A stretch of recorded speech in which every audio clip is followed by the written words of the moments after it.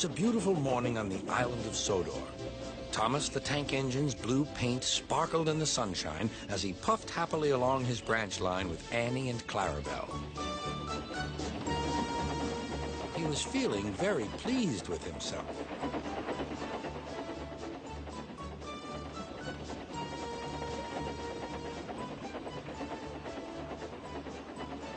"Hello, Thomas," whistled Percy. "You look splendid."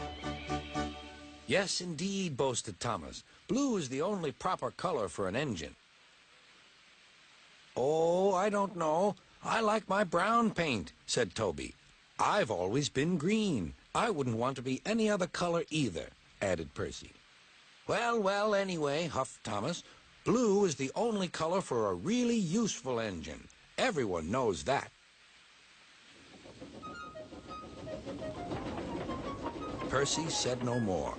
He just grinned at Toby. Later, Thomas was resting when Percy arrived. A large hopper was loading his freight cars full of coal. Thomas was still being cheeky. "Careful," he warned. "Watch out with those silly cars." Go on," muttered the cars. "And by the way," went on Thomas, "those buffers don't look very safe to me." The last load poured down. "Help, help," cried Thomas. "Get me out." Percy was worried, but he couldn't help laughing.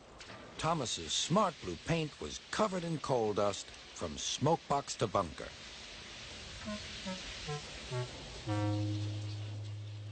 "Ha ha!" chuckled Percy. "You don't look really useful now, Thomas. You look really disgraceful." "I'm not disgraceful," choked Thomas. "You did that on purpose. Get me out."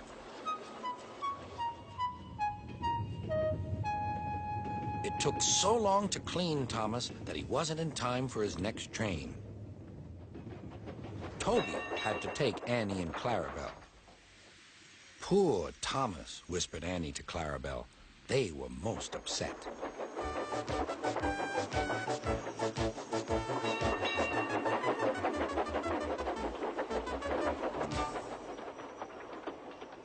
Thomas was grumpy in the shed that night. Toby thought it a great joke, but Percy was cross with Thomas for thinking he had made his paint dirty on purpose.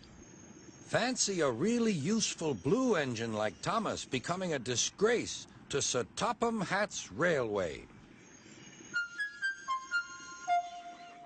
Next day, Thomas was feeling more cheerful as he watched Percy bring his cars from the junction. The cars were heavy and Percy was tired.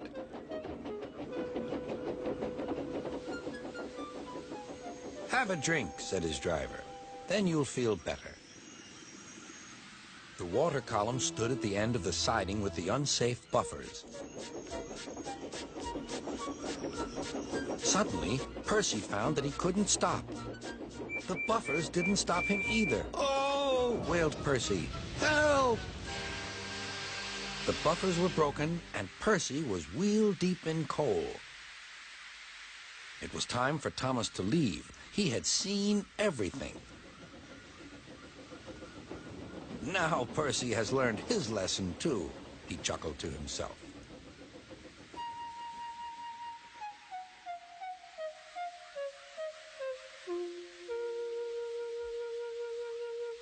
That night, the two engines made up their quarrel. "I didn't cause your accident on purpose, Thomas," whispered Percy. "You do know that, don't you?" "Of course," replied Thomas, "and I'm sorry I teased you. Your green paint looks splendid again, too. In future, we'll both be more careful of coal."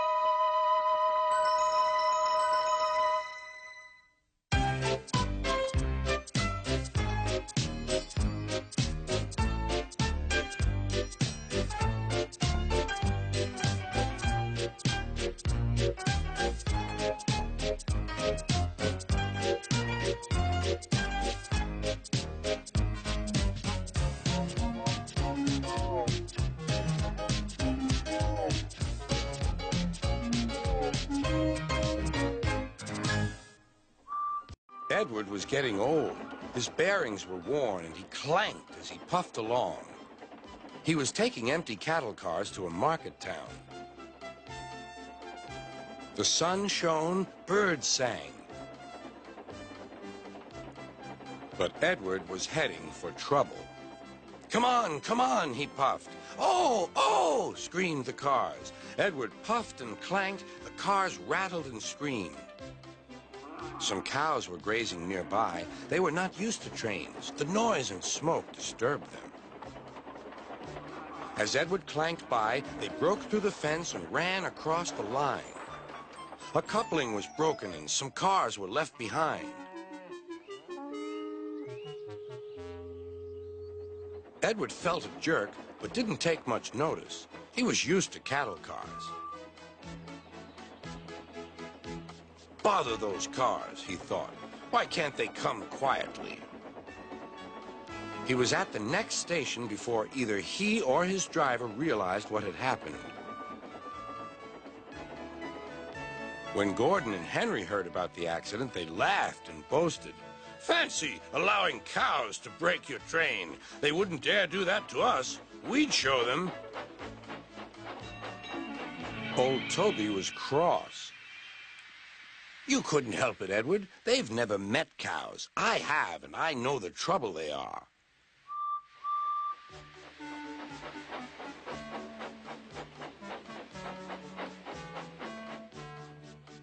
Some days later, Gordon rushed through Edward's station.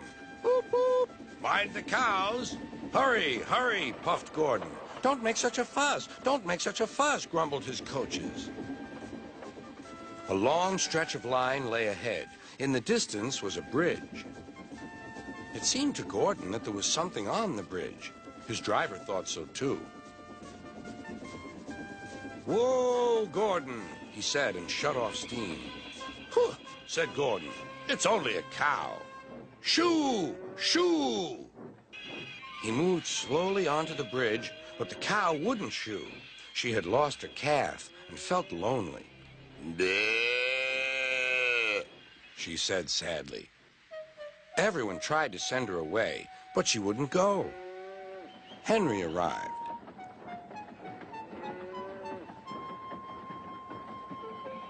What's this? A cow? I'll soon settle her. Be off! Be off! Bleh. Henry backed away nervously. I don't want to hurt her.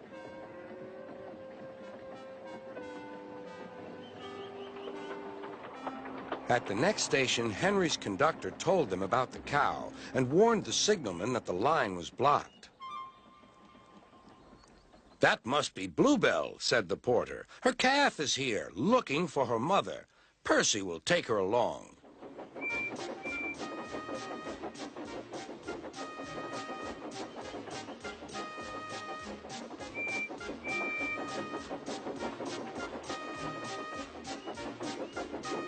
At the bridge, Bluebell was very pleased to see her calf again, and the porter led them away.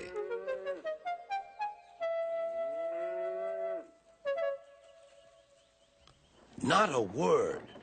Keep it secret, whispered Gordon and Henry to each other. They felt rather silly, but the story soon spread.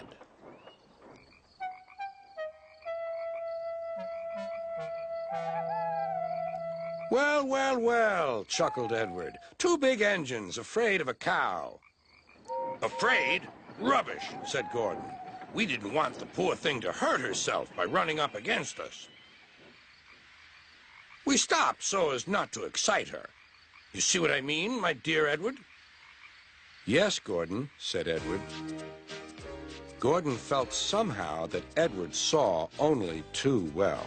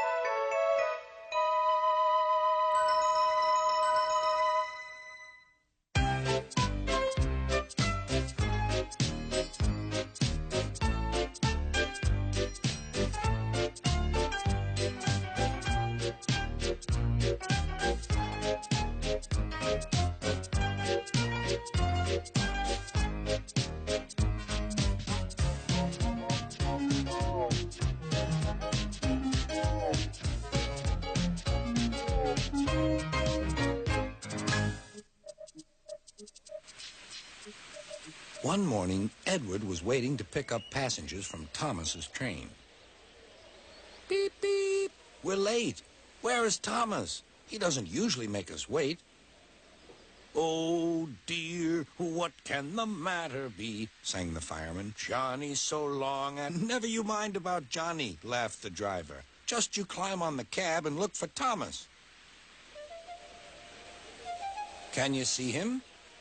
No, replied the fireman. There's Bertie Buss in a tearing hurry. No need to bother with him, though. Likely he's on a coach tour or something. He clambered down.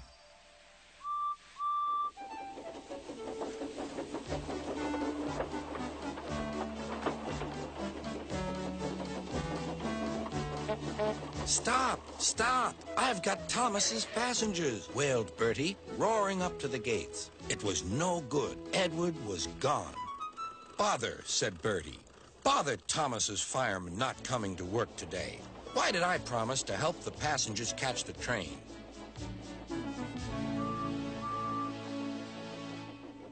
That will do, Bertie, said his driver. A promise is a promise, and we must keep it.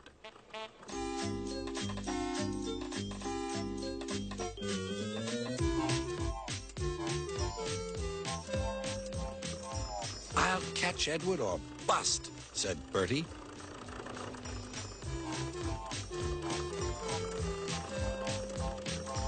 Oh, my gears and axles, he groaned, toiling up the hill. I'll never be the same bus again. Hooray, hooray, I see him, cheered Bertie as he reached the top. Oh, no, Edward's at the station. No, he stopped at a crossing. Hooray, hooray. Bertie tore down the hill. Well done, Bertie, shouted his passengers. Go it. Bertie skidded into the yard. Wait, wait, cried Bertie. He was just in time to see Edward puff away. I'm sorry, said Bertie. Never mind, said the passengers. After him quickly. Third time lucky, you know. Do you think we'll catch him at the next station, driver? There's a good chance, replied the driver. Our road keeps close to the line, and we can climb hills better than Edward. I'll just make sure. He spoke to the station master. Bertie and the passengers waited impatiently. Yes, we'll do it this time, said the driver. Hooray! Called the passengers as Bertie chased after Edward once more.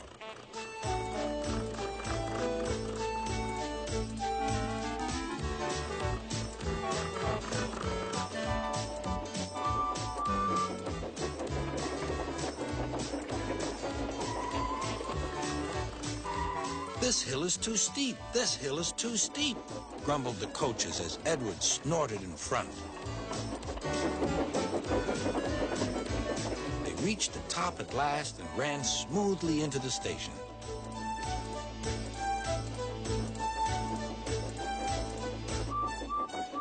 Beep, whistled Edward. Get in quickly, please. The conductor blew the whistle, and Edward's driver looked back, but the flag didn't wave. Then he heard Bertie. Everything seemed to happen at once, and the station master told the conductor and driver what had happened. I'm sorry about the chase, Bertie, said Edward. My fault, replied Bertie. Late at Junction, you didn't know about Thomas's passengers? Beep, beep. Goodbye, Bertie. We're off, whistled Edward.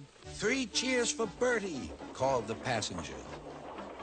Bertie raced back to tell Thomas that all was well.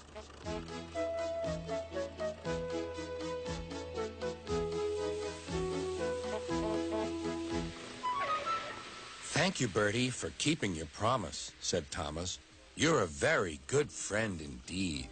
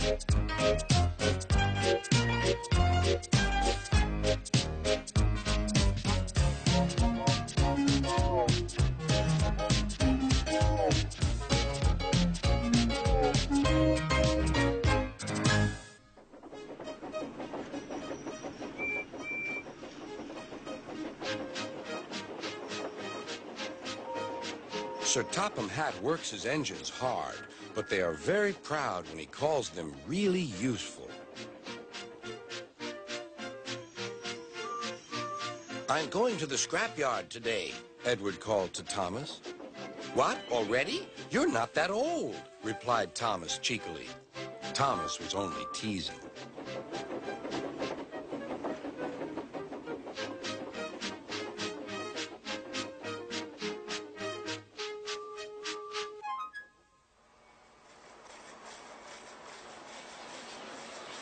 The scrapyard is full of rusty old parts and machinery. They're broken into pieces, loaded into cars, and Edward pulls them to the steelworks where they are melted down and used again.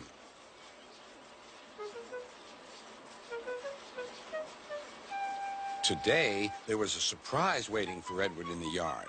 It was a traction engine. Hello, said Edward. You're not broken and rusty. What are you doing here? I'm Trevor. They're going to break me up next week. What a shame, said Edward. My driver says I only need some paint, polish, and oil to be as good as new, but my owner says I'm old-fashioned. Edward snorted. People say I'm old-fashioned, but I don't care. Sir Topham Hatt says I'm a useful engine. What work did you do? My owner would send us from farm to farm. We threshed corn, hauled logs, and did lots of other work. The children loved to see us. Trevor shut his eyes, remembering. Oh, yes, I like children. Edward set off for the station. Broken up, what a shame. Broken up, what a shame. I must help Trevor, I must.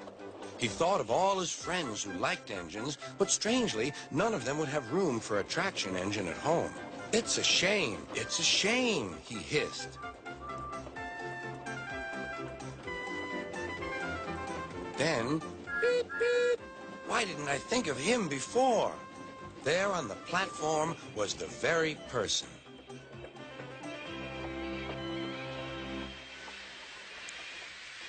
Hello, Edward. You look upset. What's the matter, Charlie? He asked the driver. There's a traction engine in the scrapyard, Vicar. He'll be broken up next week. Jem Cole says he never drove a better engine. Do save him, sir. He saws wood and gives children rides. We'll see, replied the vicar. Jem Cole came on Saturday. The Reverend is coming to see you, Trevor. Maybe he'll buy you. Do you think he will? Asked Trevor. He will when I've lit your fire and cleaned you up. The vicar and his two boys arrived that evening. Trevor hadn't felt so happy for months. He chuffered about the yard. Show your paces, Trevor, said the vicar.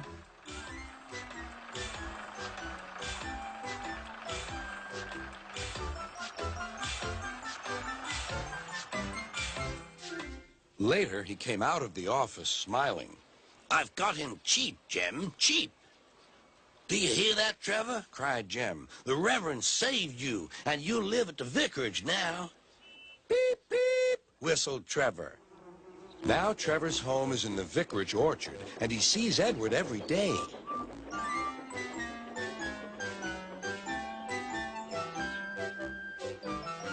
His paint is spotless, and his brass shines like gold.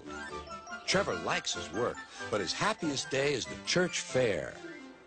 With a wooden seat bolted to his bunker, he chuffers round the orchard, giving rides to children.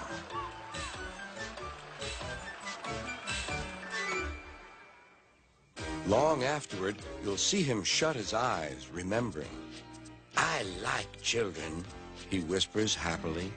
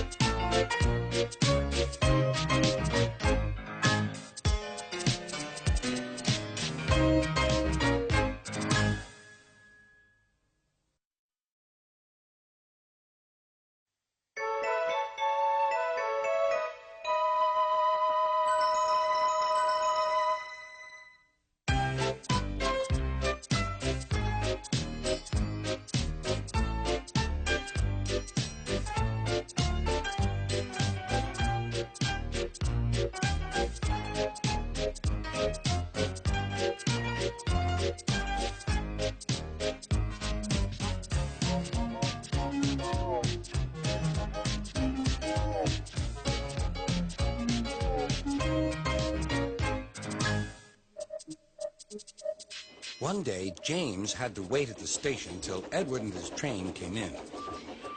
This made him cross. Late again! Edward laughed and James fumed away.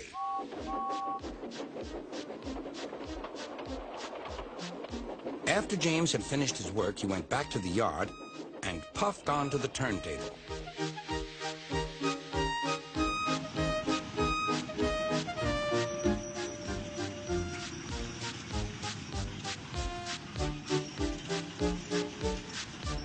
He was still feeling very bad-tempered.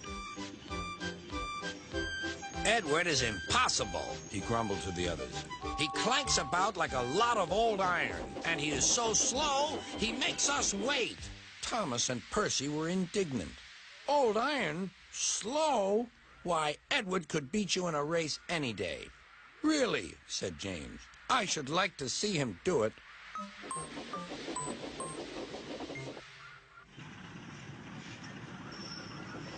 Next morning, James's driver was suddenly taken ill. He could hardly stand, so the fireman uncoupled James ready for shunting.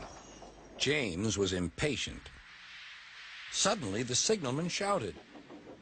There was James puffing away down the line. All traffic halted, called the signalman. Then he told the fireman what had happened. Two boys were on James's footplate fiddling with the controls. Phew! They tumbled off and ran when James started. The signalman answered the telephone. Yes? He's here. Right. I'll tell him. The inspector's coming at once. He wants a shunter's pole and a coil of wire rope. What for? Wondered the fireman. Search me, but you'd better get them quickly. The fireman was ready when Edward arrived.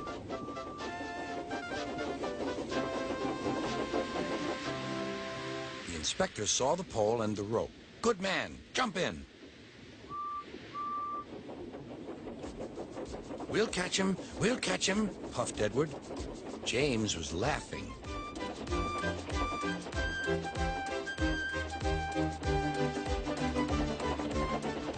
What a lark, what a lark, he chuckled to himself. Suddenly, he was going faster and faster. He realized that he had no driver. What shall I do? I can't stop. Help! Help! We're coming, called Edward.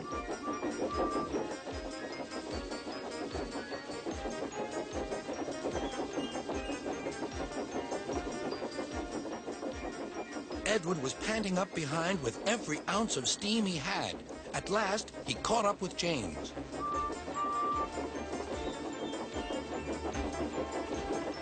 Steady, Edward, called his driver. The inspector stood on Edward's front, holding a noose of rope in the crook of the shunter's pole.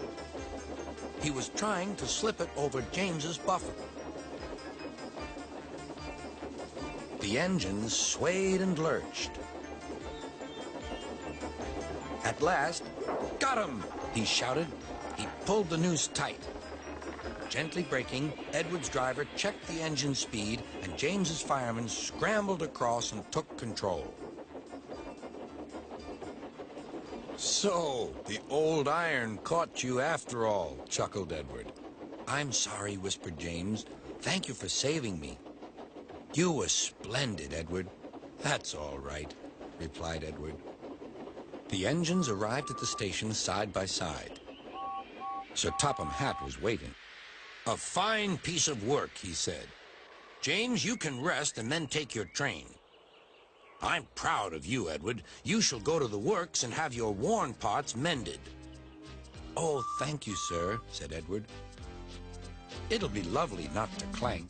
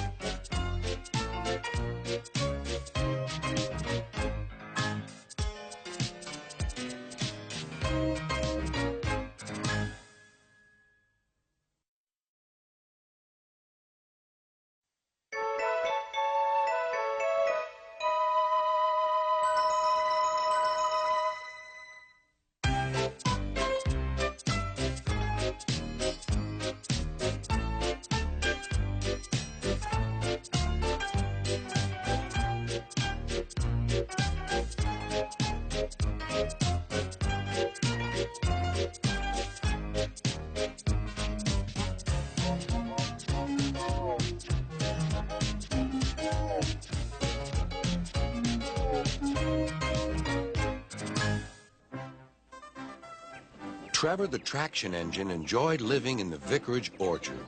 Edward came to see him every day, but sometimes Trevor didn't have enough work to do. I do like to keep busy all the time, He sighed one day. and I do like company, especially children's company.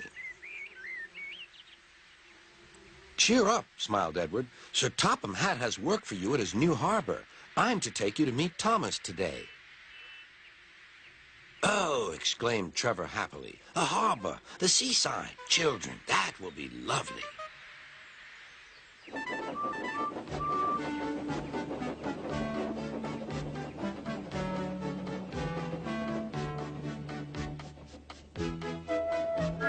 Thomas was on his way to the harbor with a trainload of metal pilings. They were needed to make the harbor wall firm and safe. Hello, Thomas, said Edward. This is Trevor, a friend of mine. He's a traction engine. Thomas eyed the newcomer doubtfully. A what engine? A traction engine, explained Trevor. I run on roads instead of rails. Can you take me to the harbor, please? Sir Topham Hatt has a job for me. Yes, of course, replied Thomas, but he was still puzzled.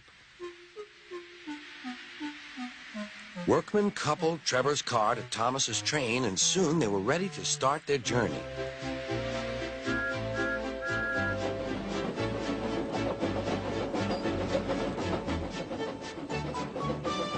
I'm glad Sir Topham Hatt needs me, Called Trevor. I don't have enough to do sometimes, you know, although I can work anywhere, in orchards, on farms, in scrapyards, even at harbors.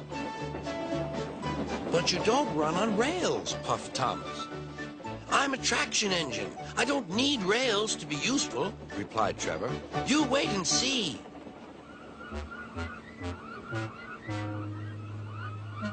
When they reached the harbor, they found everything in confusion. Cars had been derailed, blocking the line, and stone slabs lay everywhere.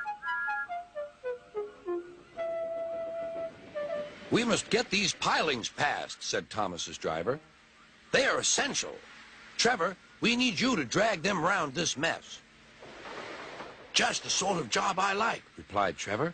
Now you'll see, Thomas. I'll soon show you what traction engines can do. Trevor was as good as his word. He dragged the pilings clear with chains and towed them into position. Who needs rails? He muttered cheerfully to himself.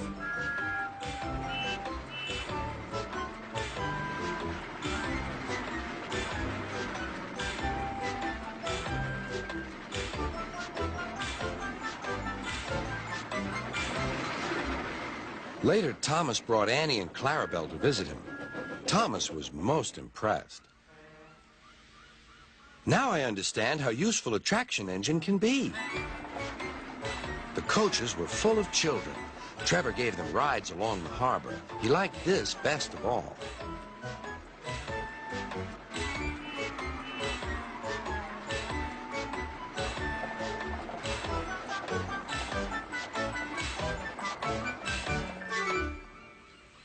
He's very kind, said Annie.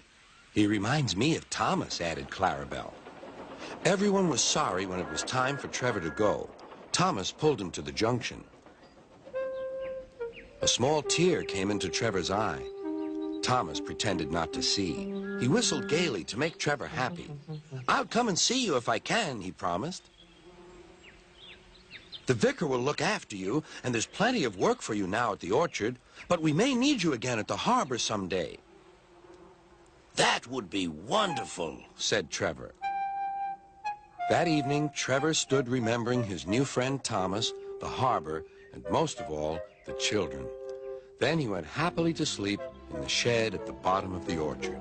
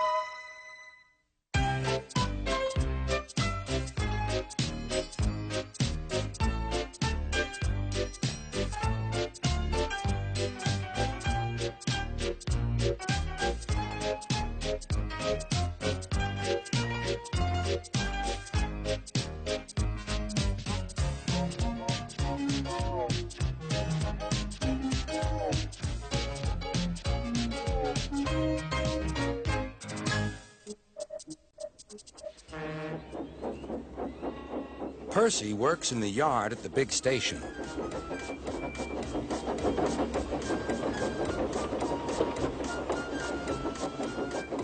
He loves playing jokes, but they can get him into trouble.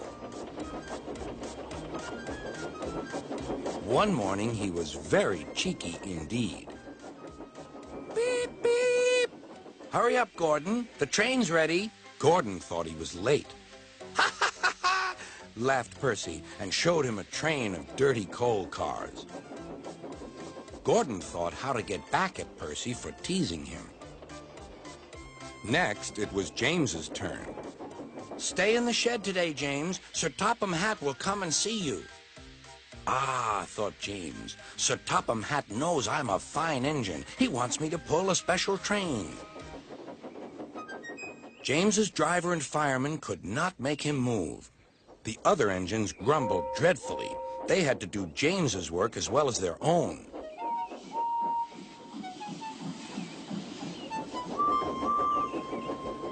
At last, the inspector arrived. Show a wheel, James. You can't stay here all day. Sir Topham Hatt told me to stay here. He sent a message this morning. He did not. How could he? He's away for a week. Oh, said James. Oh, where's Percy? Percy had wisely disappeared. When Sir Topham Hatt came back, he was cross with James and Percy for causing so much trouble.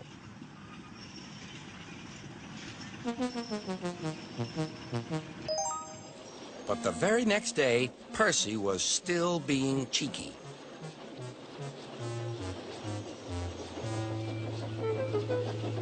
I say, you engines, I'm to take some freight cars to Thomas's Junction. Sir Topham Hatt chose me especially.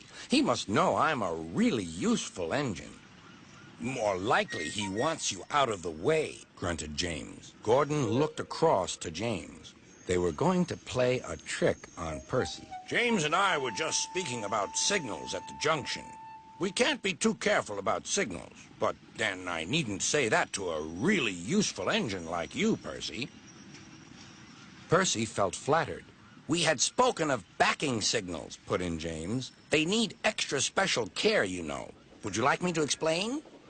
No, thank you, James, said Percy. I know all about signals.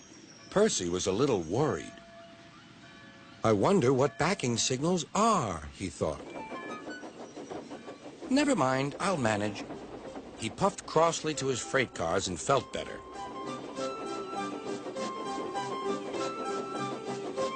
He came to a signal. Bother, it's a danger.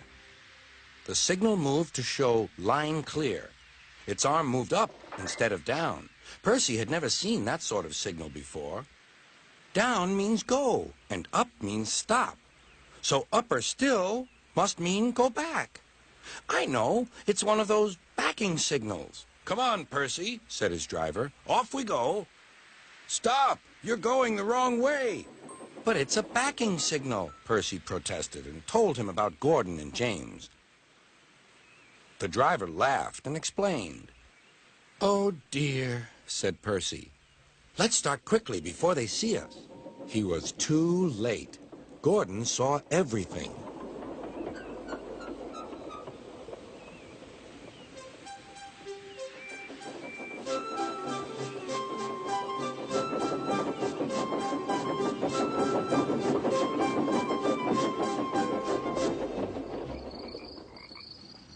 That night, the big engines talked about signals.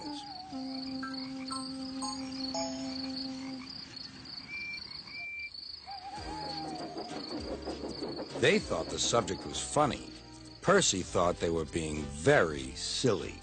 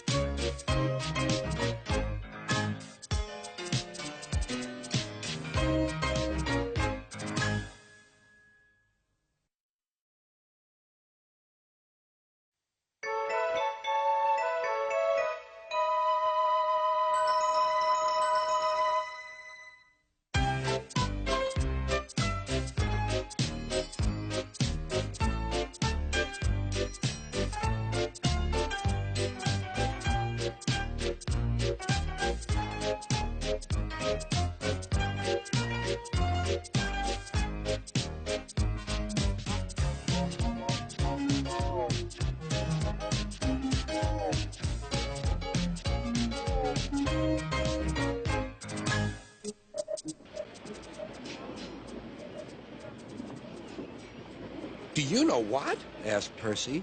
What? Grunted Gordon. Do you know what? Silly, said Gordon. Of course I don't know what, if you don't tell me what is. Sir Topham Hatt says that the work in the yard is too heavy for me. He's getting a bigger engine to help me. Rubbish, said James. Any engine could do it. If you worked more and chattered less, this yard would be a sweeter, a better, and a happier place. Percy went off to fetch some coaches. That stupid old signal, he thought. He was remembering the time he'd misunderstood a signal and gone backwards instead of forwards. No one listens to me now. They think I'm a silly little engine and order me about. I'll show them. I'll show them. But he didn't know how. By the end of the afternoon, he felt tired and unhappy. He brought some coaches to the station. Hello, Percy, said Sir Topham Hatt. You look tired. Yes, sir, I am, sir. I don't know if I'm standing on my dome or on my wheels. You look the right way up to me, laughed Sir Topham Hatt. Cheer up. The new engine is bigger than you and can probably do the work alone. Would you like to help build my new harbor? Thomas and Toby will help too. Oh, yes, sir. Thank you, sir. The new engine arrived. What's your name? Asked Sir Topham Hatt. Montague, sir, but I'm usually called Duck. They say I waddle. I don't really, sir, but I like Duck better than Montague. Good. Duck it shall be. Here, Percy, show Duck around. The two engines went off together. Soon they were very busy. James, Gordon, and Henry watched Duck quietly doing his work. He seems a simple sort of engine. We'll have some fun and order him about. Quack, quack, quack, quack, whoosh! Smoke billowed everywhere.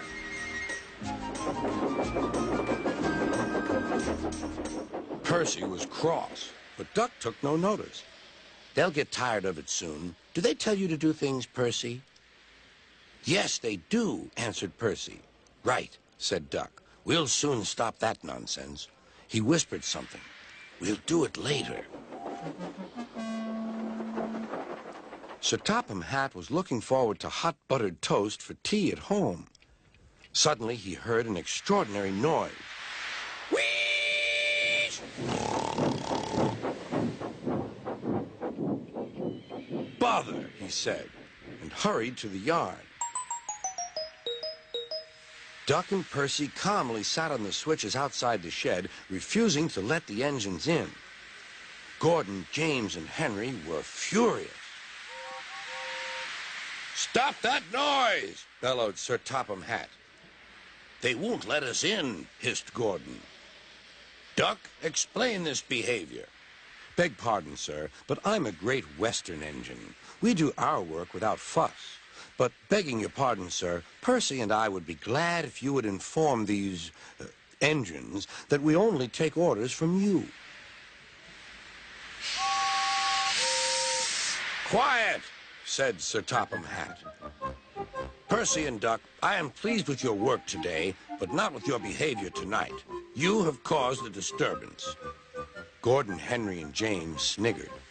As for you, thundered Sir Topham Hatt, you've been worse. You made the disturbance.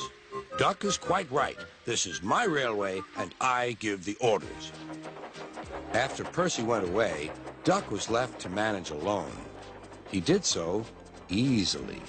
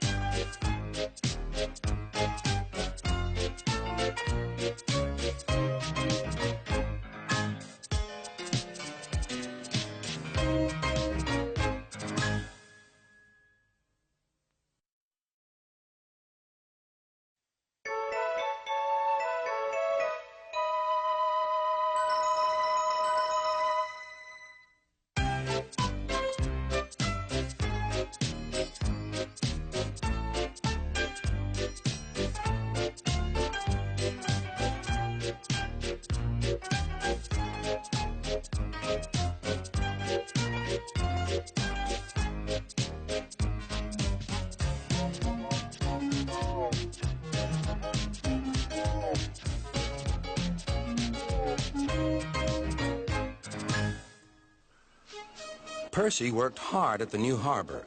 The workmen needed stone for their building. Toby helped, but sometimes the loads of stone were too heavy, and Percy had to fetch them for himself. Sometimes he'd see Thomas. "Well done, Percy. Sir Topham Hatt is very pleased with us." An airfield was close by.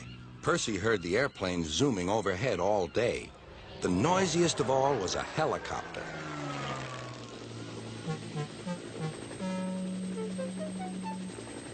"Silly thing," said Percy. "Why can't it go and buzz somewhere else?"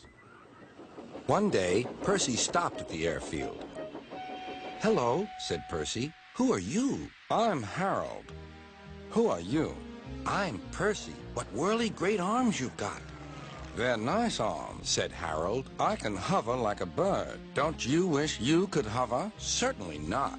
I like my rails, thank you." "I think railways are slow," said Harold. "They're not much use and quite out of date." He whirled his arms and buzzed away.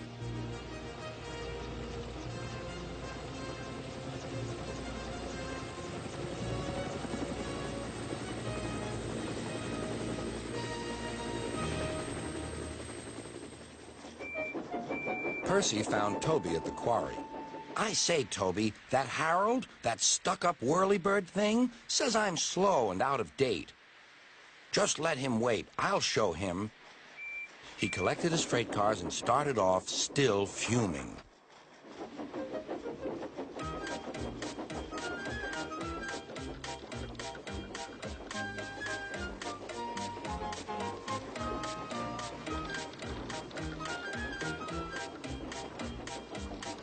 Soon they heard a familiar buzzing.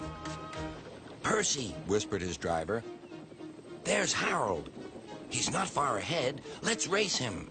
"Yes, let's," said Percy. Percy pounded along. The cars screamed and swayed.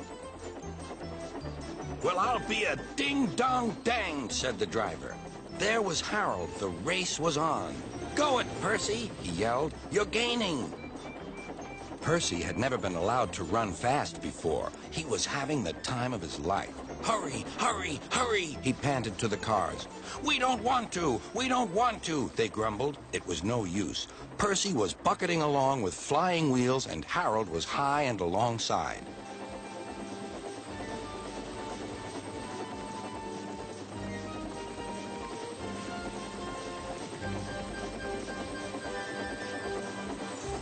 The firemen shoveled for dear life. "Well done, Percy," shouted the driver. "We're gaining. We're going ahead. Oh, good boy, good boy."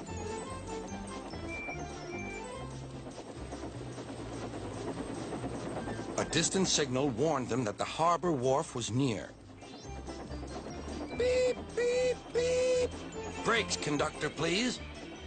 The driver carefully checked the train's headlong speed. They rolled under the main line and halted on the wharf. "Oh, dear," groaned Percy. "I'm sure we've lost." The fireman scrambled to the cab roof. "We've won! We've won!" he shouted. "Harold's still hovering. He's looking for a place to land." "Listen, boys," the fireman called. "Here's a song for Percy." Said Harold the helicopter to our Percy, "You are slow. Your railway is out of date and not much use, you know. But Percy and his stone cars did the trip in record time, and we beat the helicopter on our old branch line." Percy loved it. "Oh, thank you," he said. He liked the last line best of all, and was a very happy engine.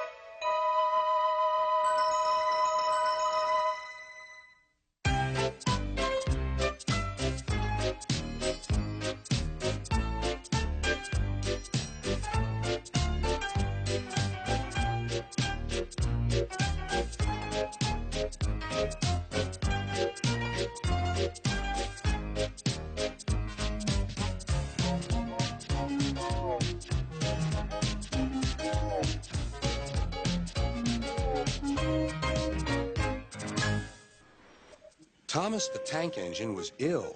Workmen had tried to make him better, but it was no use. Edward must take you to the works, said Sir Topham Hatt. Thomas felt very miserable. Then Sir Topham Hatt spoke to Duck. I want you to help Percy and Toby while Thomas is away. Duck was delighted. He already knew Percy and soon made friends with Toby and Bertie. Terence the tractor gave him a big welcome, too. Take care of Thomas's coaches, he advised. He's sure to miss them while he's away. Duck was very gentle with the coaches. Annie and Clarabelle were impressed. Such nice manners, they told each other. It really is a pleasure to go out with him.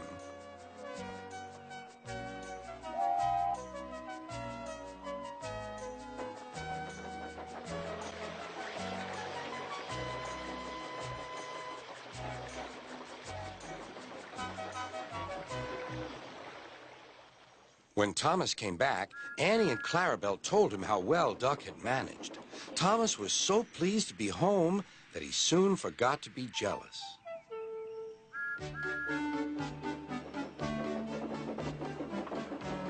The works had left Thomas's handbrake very stiff. It made his brakes seem as if they were on, when in fact they were not.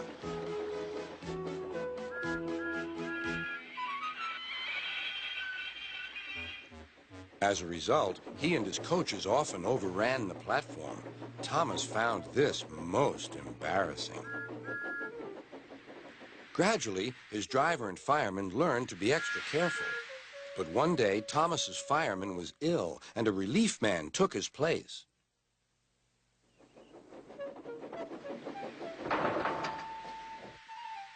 The fireman had fastened the coupling and joined the driver and station master on the platform to wait for Henry's passengers. The fireman had forgotten all about Thomas's handbrake. Thomas simmered happily. Not long now, he thought, as he saw Henry slowly approaching. But Thomas's brakes were not on. And suddenly, he felt his wheels begin to move. He tried to stop, but he couldn't, without his driver and fireman. He tried to whistle a warning, but he couldn't do that either. The conductor, driver, fireman, and passengers were all stranded on the platform. "Stop! Stop!" shrieked Annie and Clarabelle. But Thomas, with plenty of steam, kept on going. The alarm went down the line. "Stop the runaway!"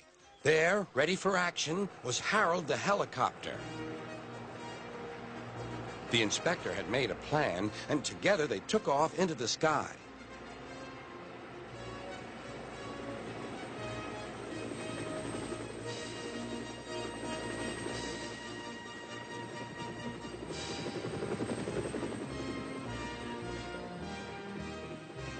At last, Thomas was tiring. "I need to stop! I need to stop!" he panted wearily. As they neared the next station, Thomas saw Harold land.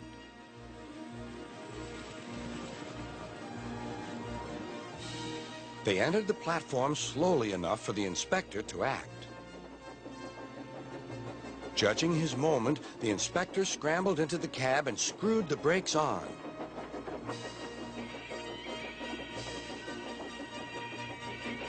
At last, Thomas stopped. Both he and the inspector were very relieved. Then they thanked Harold. "Think nothing of it. Glad to be of service. Any time." "Thomas," remarked the inspector, "we must never let this happen again." Wearily, Thomas agreed with him.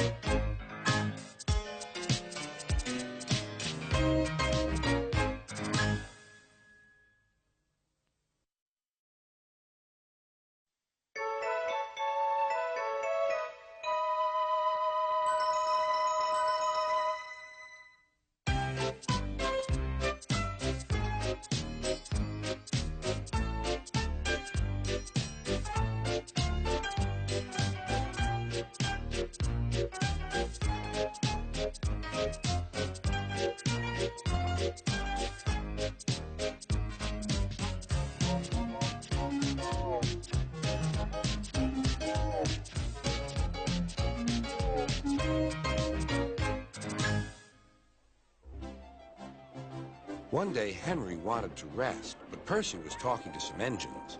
He was telling them about the time he had braved bad weather to help Thomas.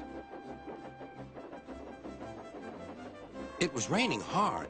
Water swirled under my boiler. I couldn't see where I was going, but I struggled on. Oh, Percy, you are brave. Well, it wasn't anything really. Water's nothing to an engine with determination. Tell us more, Percy. What are you engines doing here? Hissed Henry. This shed is for Sir Topham Hatt's engines. Go away. Silly things, Henry snorted.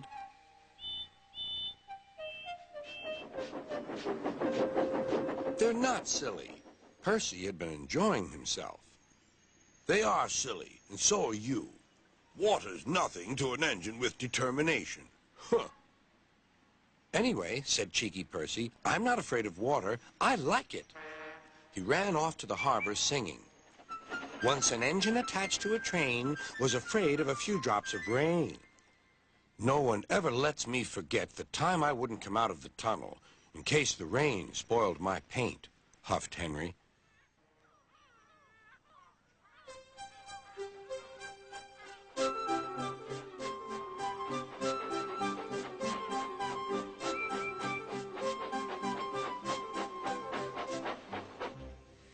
Thomas was looking at the board on the key.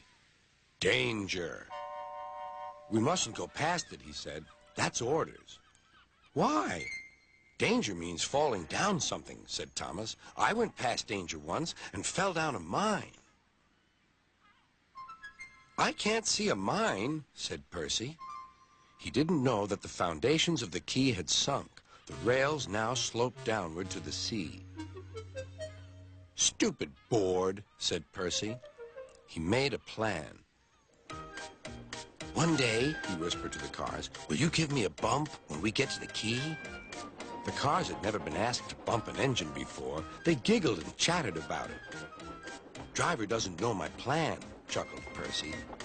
On, laughed the cars. Percy thought they were helping. I'll pretend to stop at the station, but the cars will push me past the board. Then I'll make them stop. I can do that whenever I like. Every wise engine knows you cannot trust freight cars. Go on, they yelled and bumped Percy's driver and fireman off the footplate. Ow, said Percy, sliding past the board. Percy was frantic. That's enough!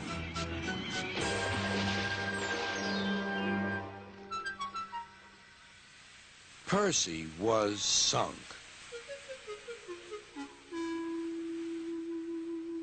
You are a very disobedient engine. Percy knew that voice. Please, sir, get me out, sir. I'm truly sorry, sir. No, Percy, we cannot do that till high tide. I hope it will teach you to take care of yourself. Yes, sir. It was dark when they brought floating cranes to rescue Percy. He was too cold and stiff to move by himself.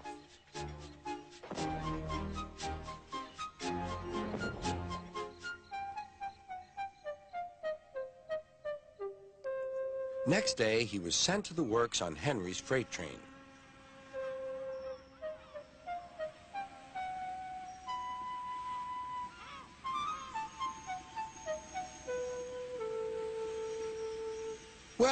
Well, chuckled Henry. Did you like the water? No. I am surprised. You need more determination, Percy. Water's nothing to an engine with determination, you know. Perhaps you will like it better next time. Percy is quite determined that there won't be a next time.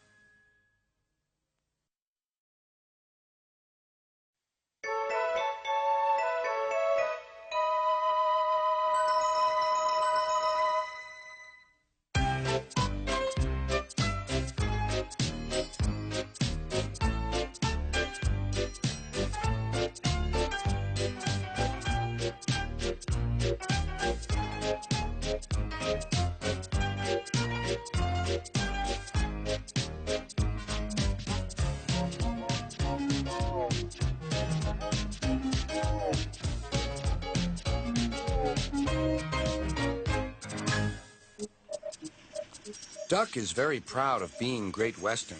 He talks endlessly about it, but he works hard too and makes everything go like clockwork. It was a splendid day.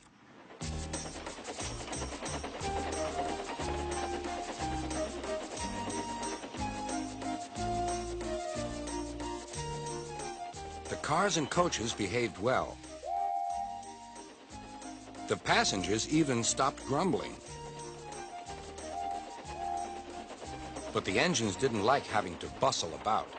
There are two ways of doing things, Duck told them. The Great Western way or the wrong way. I'm Great Western and don't we know it, they groaned. The engines were glad when a visitor came.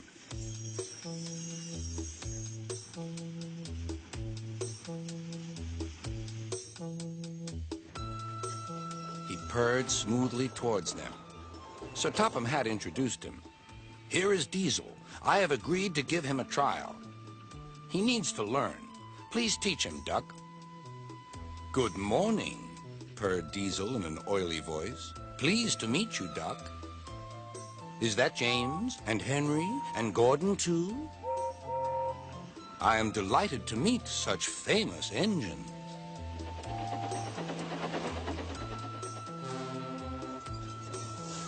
The silly engines were flattered. He has very good manners, they murmured. We're pleased to have him in our yard. Duck had his doubts. Come on, he said. Diesel purred after him.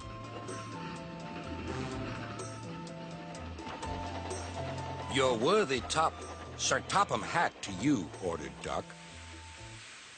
Diesel looked hurt. Your worthy Sir Topham Hatt thinks I need to learn. He is mistaken. We Diesels don't need to learn. We know everything. We come to a yard and improve it. We are revolutionary.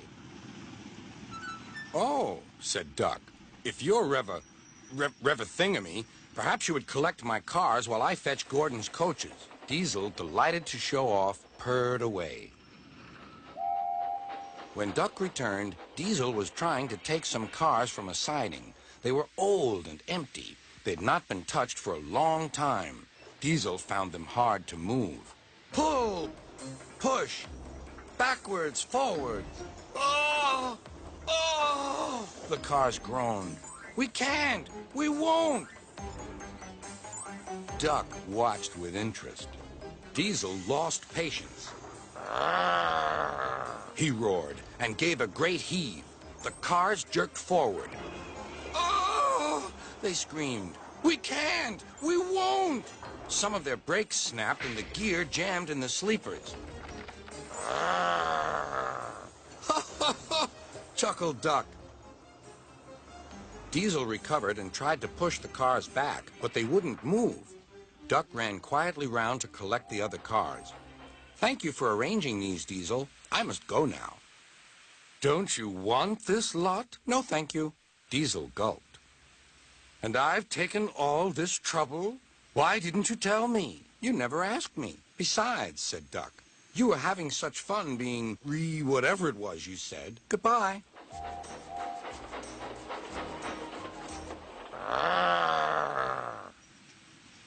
Diesel had to help the workmen clear the mess. He hated it. All the cars were laughing and singing at him.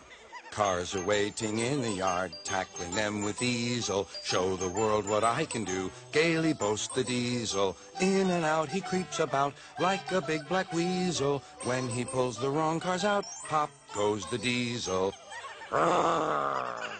Growled Diesel and scuttled away to sulk in the shed.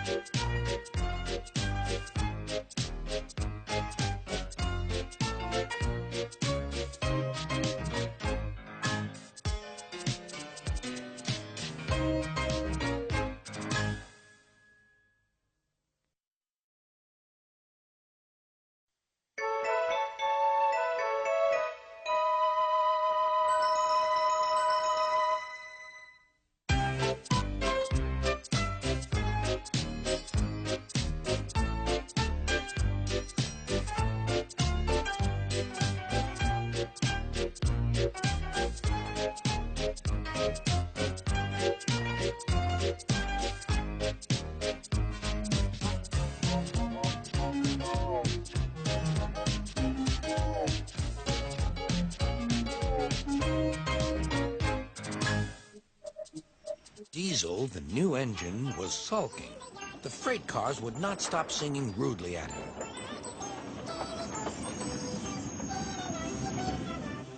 Duck was horrified. "Shut up," he ordered, and bumped them hard. "I'm sorry our cars were rude to you, Diesel." Diesel was still furious. "It's all your fault. You made them laugh at me." "Nonsense," said Henry. "Duck would never do that. We engines have our differences, but we never talk about them to the cars. That would be Disgraceful, said Gordon. Disgusting, Put in James.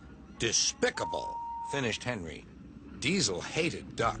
He wanted him to be sent away, so he made a plan. He was going to tell lies about Duck. Next day, he spoke to the cars. "I see you like jokes. You made a good joke about me yesterday. I laughed and laughed. Duck told me one about Gordon. I'll whisper it. Don't tell Gordon I told you." And he sniggered away. "Ha, ha, ha!" guffawed the cars. "Gordon will be cross with Duck when he knows. Let's tell him and get back at Duck for bumping us." They laughed rudely at the engines as they went by.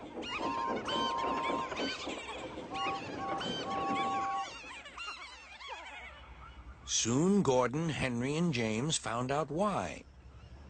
"Disgraceful," Said Gordon. disgusting, Put in James. "Despicable. Finished Henry. We cannot allow it."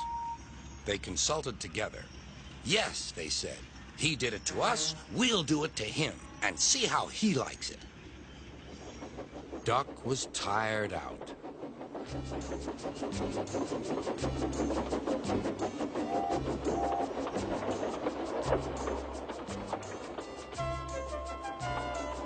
The cars had been cheeky and troublesome.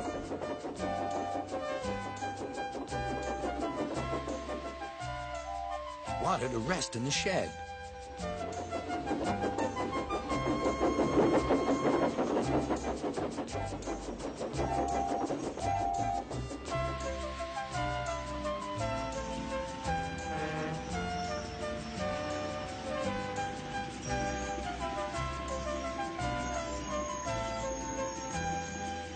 The three engines barred his way.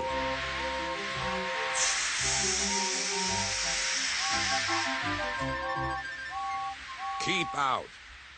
"Stop fooling," said Duck. "I'm tired." "So are we," hissed the engines. "We are tired of you. We like Diesel. We don't like you. You tell tales about us to the cars." "I don't." "You do." "I don't." "You do." Sir Topham Hatt came to stop the noise. "Duck called me a galloping sausage," Spluttered Gordon. rusty red scrap iron, Hissed James. "I'm old square wheels." Fumed Henry. "Well, Duck?" Duck considered. "I only wish, sir," he said gravely, "that I'd thought of those names myself, if the dome fits." "He made cars laugh at us," accused the engines. Sir Topham Hatt recovered. He'd been trying not to laugh himself. "Did you, Duck?" "Certainly not, sir. No steam engine would be as mean as that." Diesel lurked up. "Now, Diesel, you heard what Duck said." "I can't understand it, sir. To think that Duck, of all engines. I'm dreadfully grieved, sir, but know nothing." "I see," said Sir Topham Hatt. Diesel squirmed and hoped he didn't. "I'm sorry, Duck, but you must go to Edward's station for a while. I know he will be glad to see you." "As you wish, sir." Duck trundled sadly away, while Diesel smirked with triumph.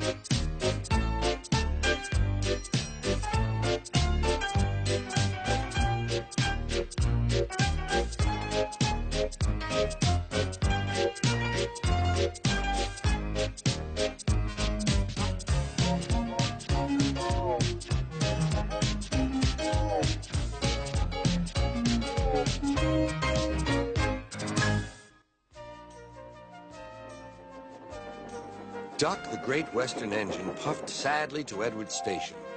"It's not fair," he complained. "Diesel has been telling lies about me and made Sir Topham Hatt and all the engines think I'm horrid." Edward smiled. "I know you aren't, and so does Sir Topham Hatt. You wait and see. Why don't you help me with these cars?" Duck felt happier with Edward and set to work at once.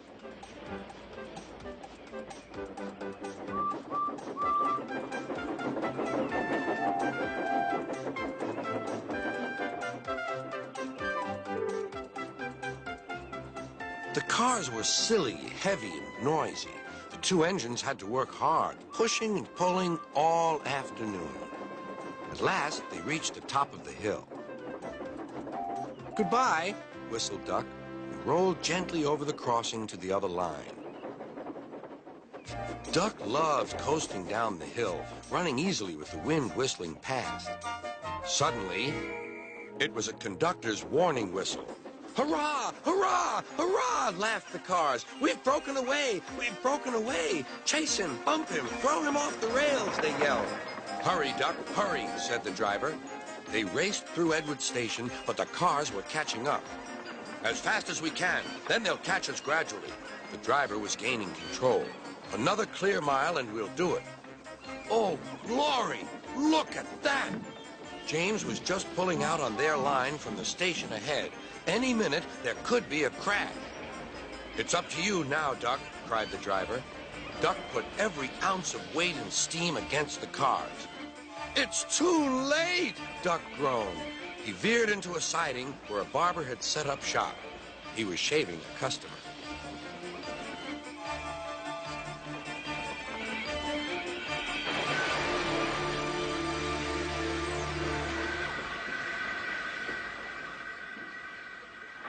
The silly cars had knocked their conductor off his van and left him far behind after he had whistled the warning.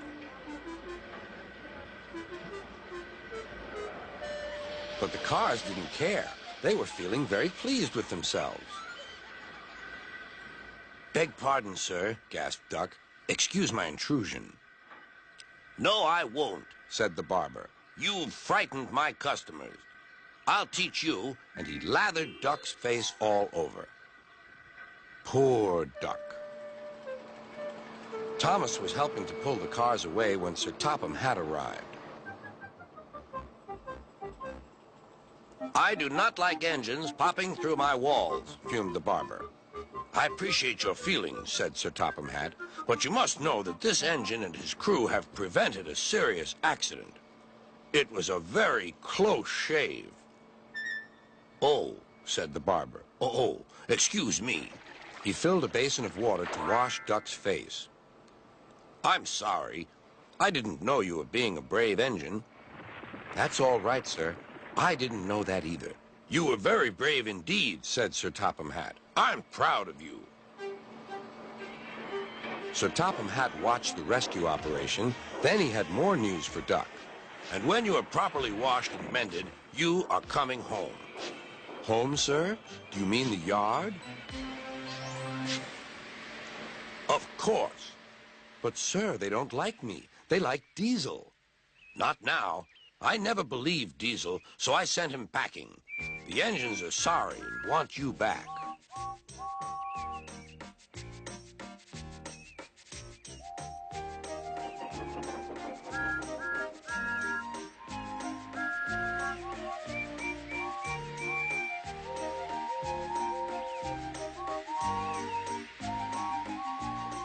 A few days later, when he came home, there was a really rousing welcome for Duck, the Great Western engine.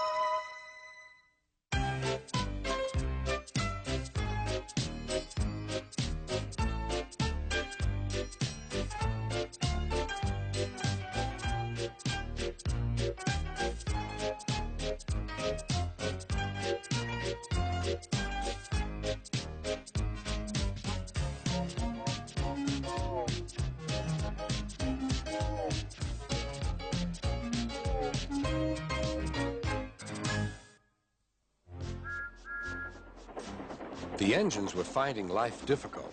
Workmen were mending the viaduct on the main line. The arches needed strengthening. Sir Topham Hatt did not want to close the railway while the work was done, and so repairs took a long time.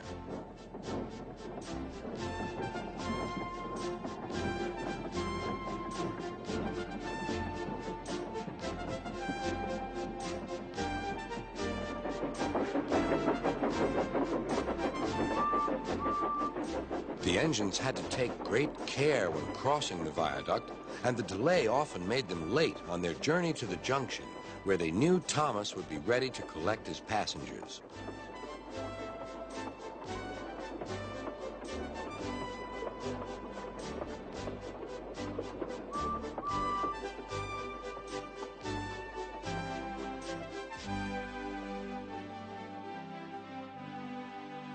Thomas grew crosser and crosser. "Time's time," he grumbled. "Why should I keep my passengers waiting while Henry and James dawdle about all day on viaducts?" "Don't blame me," snorted Henry. "If we hurried across the viaduct, it might collapse, and then you'd have no passengers at all. What would you do then?" "Run my train on time, for one thing," retorted Thomas. He hurried away before Henry could answer. Bertie was impatient too. He was timed to arrive just after Thomas. His passengers found that instead of going straight from the bus to their train, they were kept waiting till Thomas arrived. Soon Bertie grew cross with Thomas. "Late again," he remarked, as Thomas panted wearily in.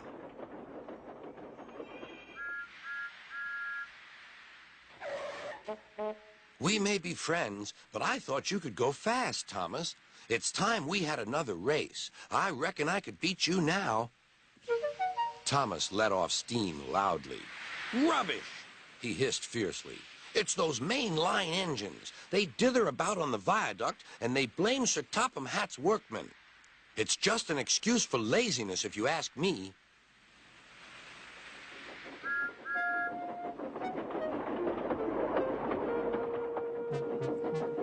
One day, James was later than ever at the junction. "I'm sorry, Thomas," he puffed. "I was held up at the station, and the viaduct made it worse."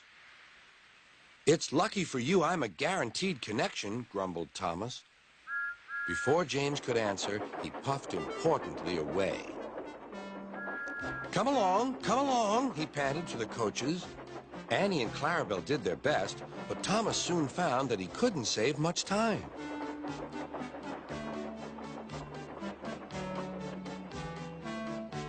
Suddenly, Thomas saw Bertie ahead. His radiator was steaming. "What's the matter?" asked Thomas. "You should be at the station by now. You're late." "I feel dreadful," moaned Bertie. "All upset inside, and driver says he can't make me better." "Thank goodness you're late, too. Can you take my passengers, please? They'll never get home otherwise." "Of course," agreed Thomas. He now felt sorry for Bertie and promised to get help at the next station. Thomas set off again.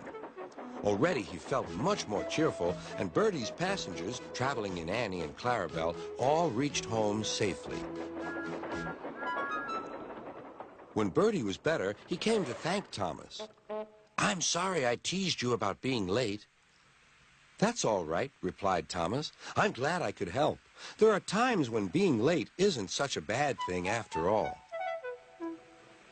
With a last cheerful greeting, the two friends went back to work.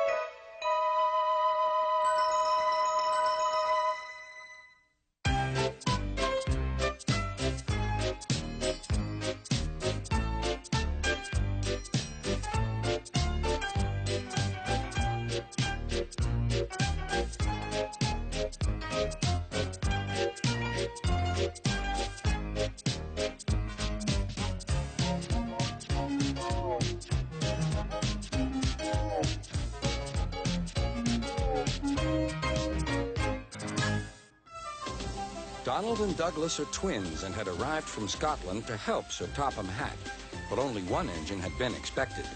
The twins meant well, but did cause confusion. Sir Topham Hatt had given them numbers, Donald 9 and Douglas 10, but he was still planning to send one engine home.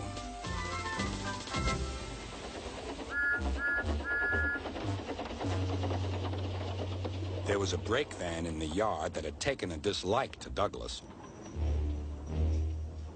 Things always went wrong when he had to take it out. His trains were late, and he was blamed. Douglas began to worry. Donald, his twin, was angry. "You're a muckle nuisance," said Donald. "It's to leave you behind I be wanting." "You can't," said the brake van. "I'm essential." "Ah, are you?" Donald burst out. "You're nothing but a screeching and a noise when all's said and done. Spite doggy, would you? Take that!" "Oh! Oh!" cried the van. "There's more coming should you misbehave." The van behaved better after that. Until one day, Donald had an accident. The rails were slippery. He couldn't stop in time.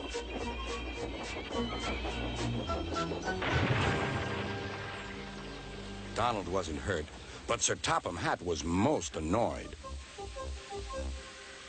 "I am disappointed, Donald. I didn't expect such clumsiness from you. I had decided to send Douglas back and keep you." "I'm sorry, sir," said Donald. "I should think so, too. You have upset my arrangements. Now, James will have to help with the goods work while you have your tender mended. James won't like that." Sir Topham Hatt was right. James grumbled dreadfully about extra work.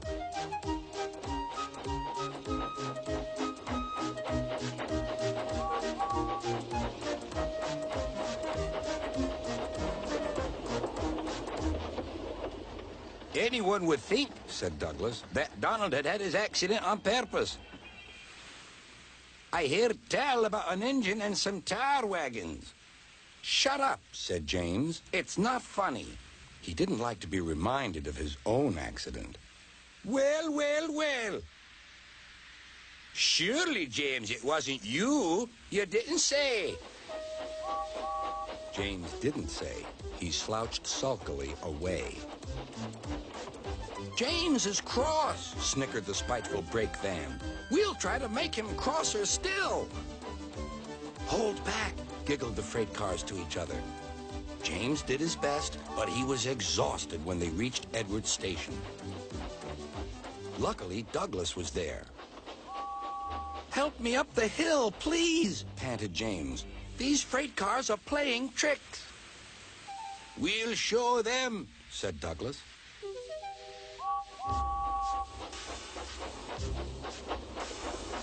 Slowly but surely, the snorting engines forced the freight cars up the hill. But James was losing steam. "I can't do it! I can't do it!" "Leave it to me!" shouted Douglas. The conductor was anxious. "Go steady! The van's breaking!" The van was in pieces. No one had been hurt, and soon Edward came to clear the mess. Sir Topham Hatt was on board.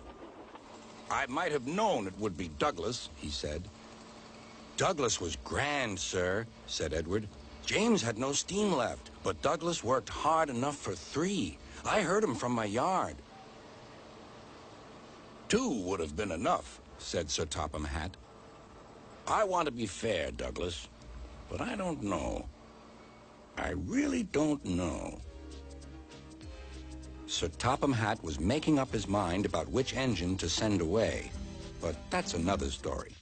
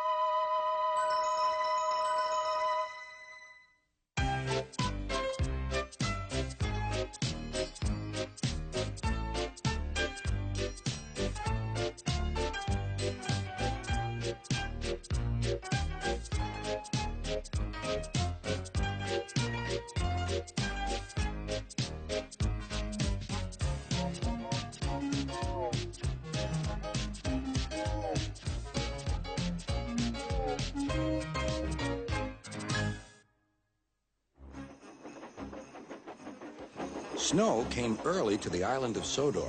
It was heavier than usual. Most engines hate snow. Donald and Douglas were used to it. Coupled back to back with a van between their tenders and a snowplow on their fronts, they set to work. They puffed backwards and forwards, patrolling the line.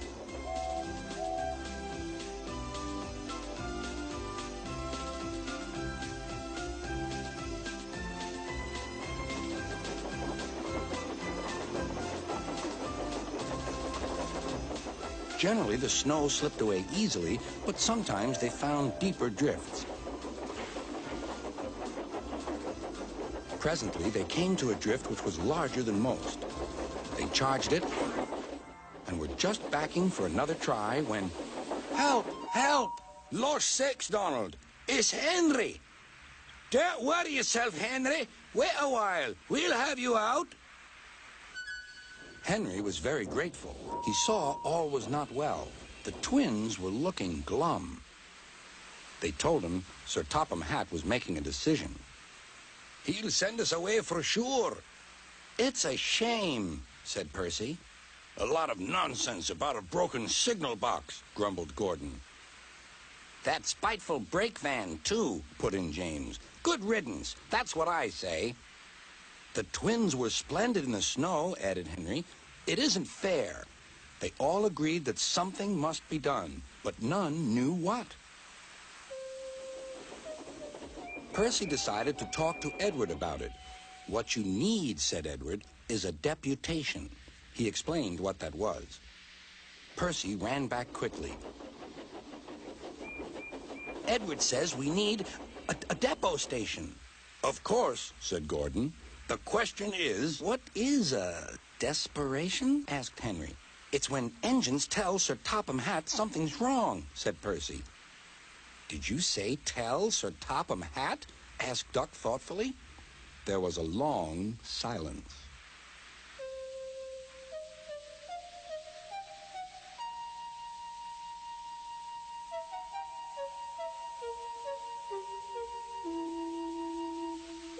I propose, said Gordon, that Percy be our disputation. Me? Squeaked Percy. I can't. Rubbish, Percy, said Henry. It's easy. That's settled then, said Gordon. Poor Percy wished it wasn't. Hello, Percy. It's nice to be back. Percy jumped. Yes, sir, please, sir. You look nervous, Percy. What's the matter? Please, sir, they've made me a desperation, sir. To speak to you, sir. I don't like it, sir. Sir Topham Hatt pondered. Do you mean a deputation, Percy? Yes, sir, please, sir. It's Donald and Douglas. They say, sir, that if you send them away, sir, well, they'll be turned into scrap, sir. That would be dreadful, sir. Please, sir, don't send them away. Thank you, Percy. That will do. Later, Sir Topham Hatt spoke to the engines. I had a deputation. I understand your feelings, and I've given a lot of thought to the matter. He paused impressively. Donald and Douglas, I hear that your work in the snow was good. You shall have a new coat of paint. The twins were surprised. Thank ye, sir. But your names will be painted on you. We'll have no more mistakes. Thank ye, sir. Does this mean that the both of us? Sir Topham Hatt smiled. It means... But the rest of his speech was drowned in a delighted chorus of cheers and whistles.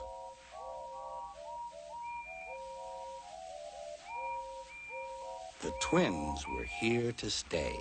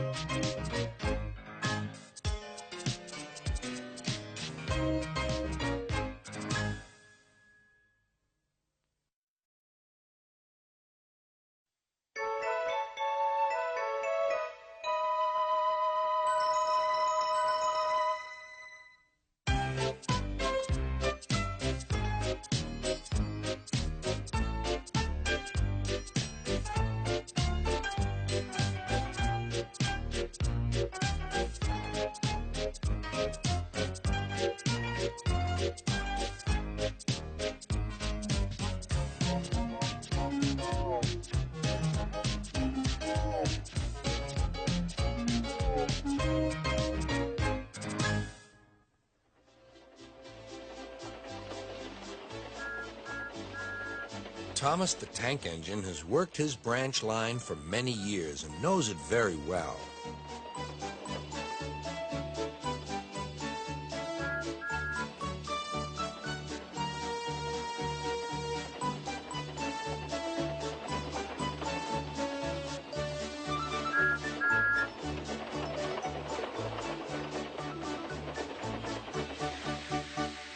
You know just where to stop, Thomas, laughed his driver. You could almost manage it without me. Thomas had become conceited. He didn't realize his driver was joking. Later, he boasted to the others. Driver says I don't need him now. Don't be so daft, snorted Percy. I'd never go without my driver, said Toby earnestly. I'd be frightened. Puh, boasted Thomas. I'm not scared. You'd never dare. I would then. You'll see. The next morning, the firelighter came.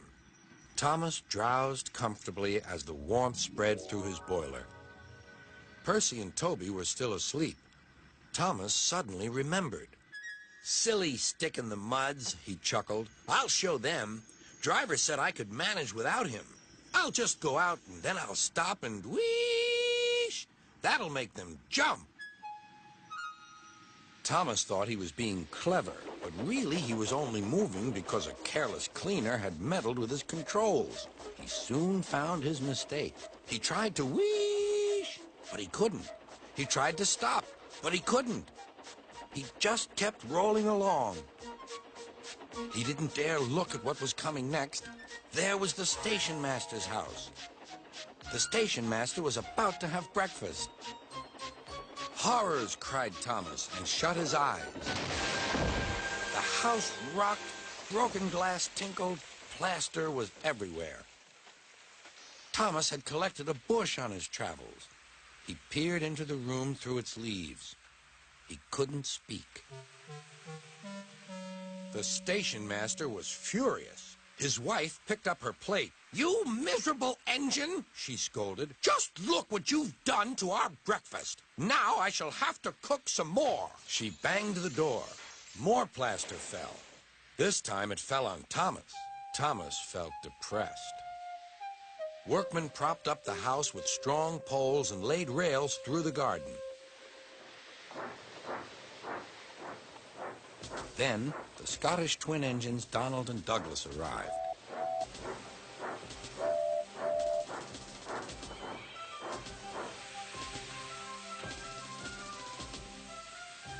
Dinna fash yourself, Thomas. We'll soon have you back on the rails. They laughed.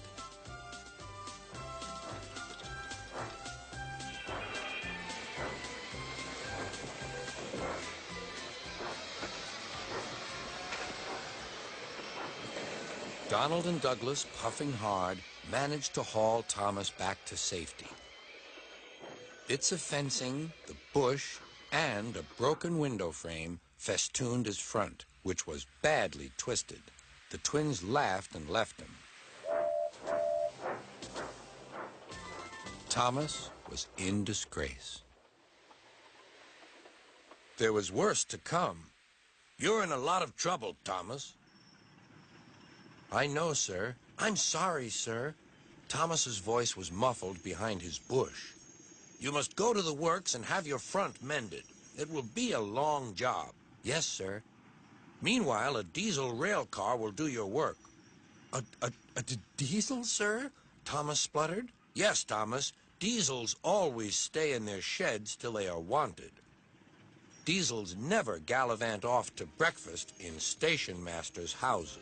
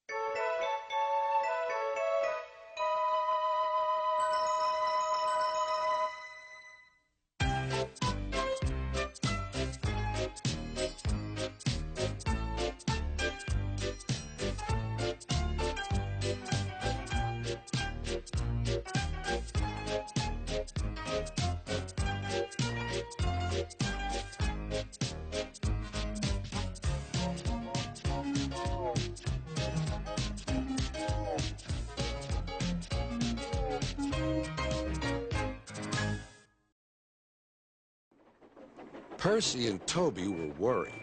Thomas's recent accident had caused a great deal of trouble, and Sir Topham Hatt was waiting for them with important news. Here is Daisy, the diesel rail car, who has come to help while Thomas is indisposed.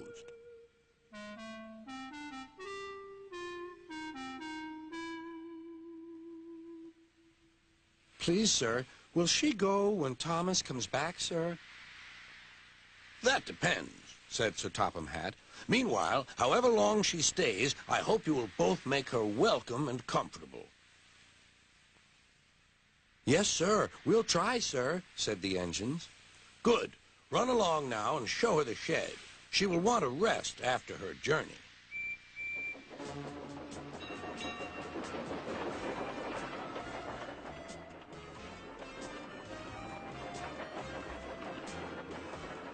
Daisy was not easy to please. She shuddered at the engine shed. This is dreadfully smelly. I'm highly sprung, and anything smelly is bad for my swerves. Next, they tried the carriage shed.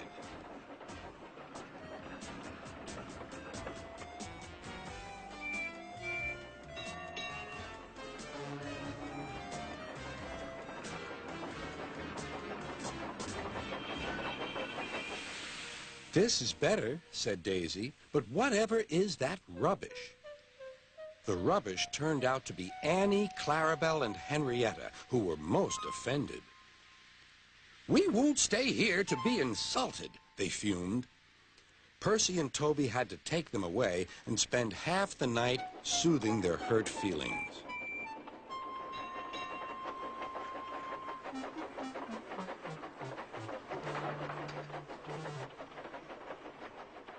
The engines woke next morning feeling exhausted. Daisy, on the other hand, felt bright and cheerful. Woo, woo, woo, she tooted as she came out of the yard and back to the station.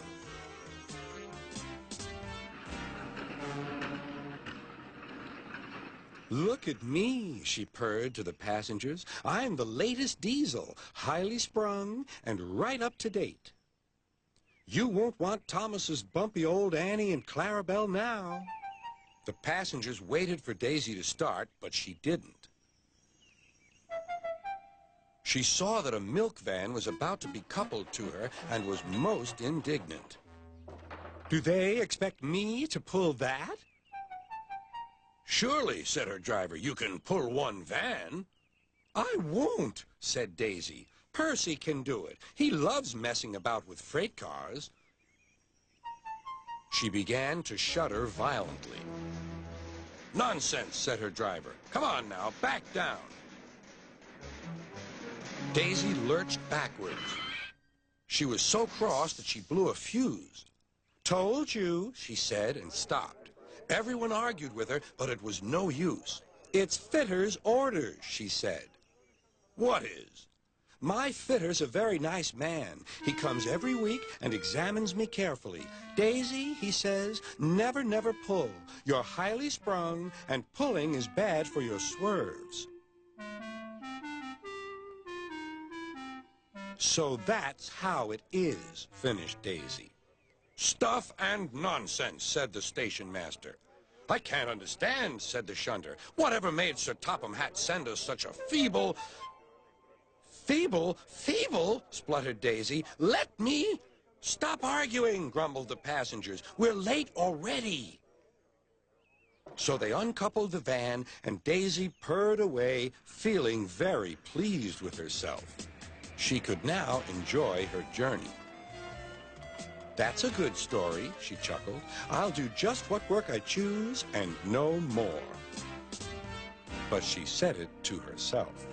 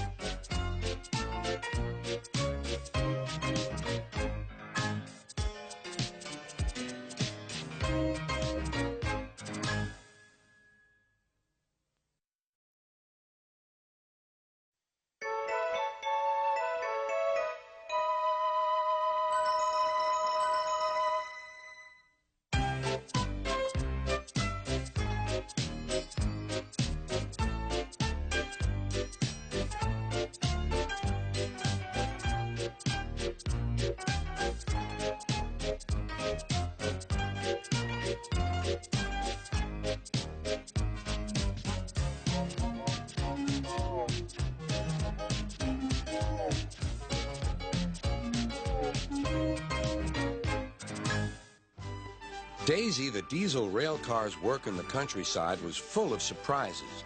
But she was frightened of bulls and cows, and she remained very lazy and stubborn.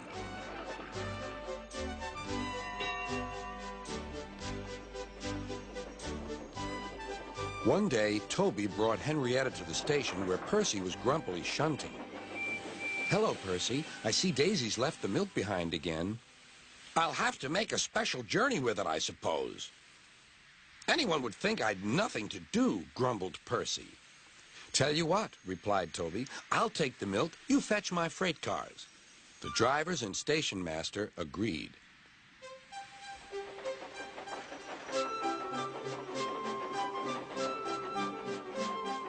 Percy had never been to the quarry before.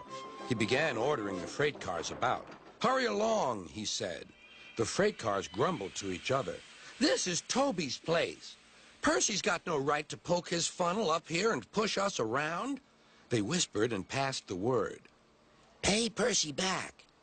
Pay Percy back. "Come along," puffed Percy. "No nonsense." "We'll give him nonsense," giggled the freight cars. But they followed so quietly that Percy thought they were under control.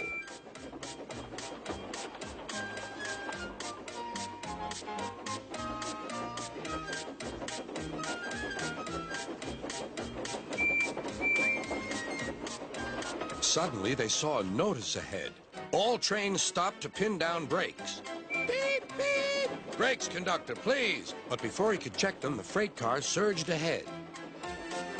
On, they cried. Help, help, whistled Percy.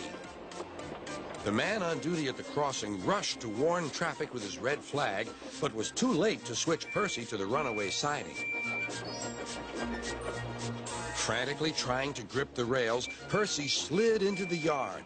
Beep, beep, look out!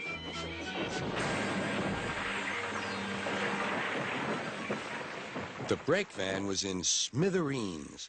Percy's driver and fireman had jumped clear, but Percy was stranded. Next day, Sir Topham Hatt arrived. Toby and Daisy had helped to clear the wreckage, but Percy remained on his perch of freight cars. We must now try, said Sir Topham Hatt, to run the branch line with Toby and a diesel. You have put us in an awkward predicament, Percy. I am sorry, sir. You must stay there till we are ready, continued Sir Topham Hatt. And you really must be more careful with freight cars. Percy sighed. The freight cars groaned beneath his wheels. He quite understood about awkward predicaments. Sir Topham Hatt spoke severely to Daisy, too. My engines work hard. I send lazy engines away. Daisy was ashamed. However, Toby says you worked hard after Percy's accident. So you shall have another chance. Thank you, sir, said Daisy. I will work hard. Toby says he'll help me. Excellent. What Toby doesn't know about branch line problems isn't worth knowing. Our Toby's an experienced engine. Next day, Thomas came back. And Percy was sent to be mended.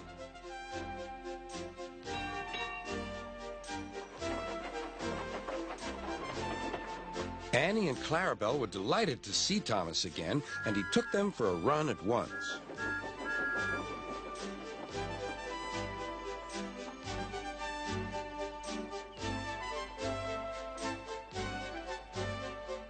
All are now friends, and Toby has taught Daisy a great deal. She shoed a cow off the line the other day all by herself. That shows you, doesn't it?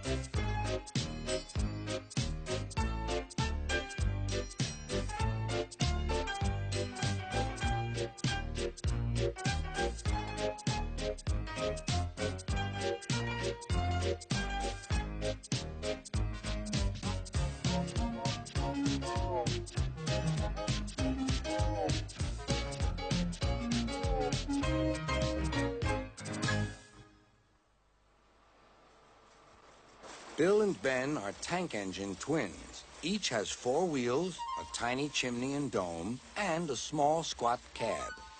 Their freight cars are filled with china clay. It is needed for pottery, paper, paint, and many other things.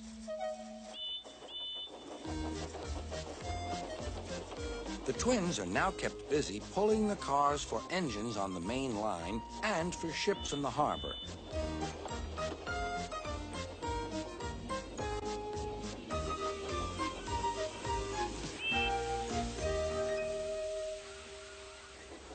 One morning, they arranged some cars and went away for more.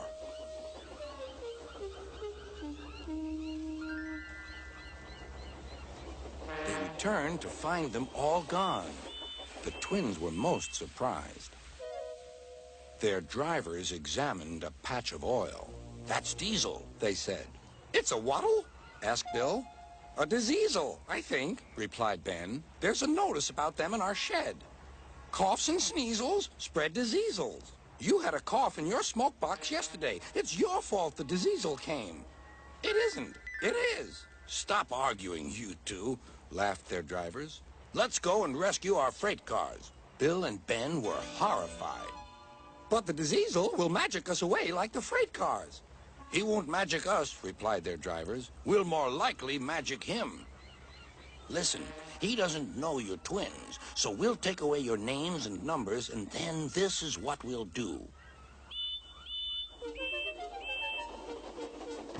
Puffing hard, the twins set off on their journey to find the diesel.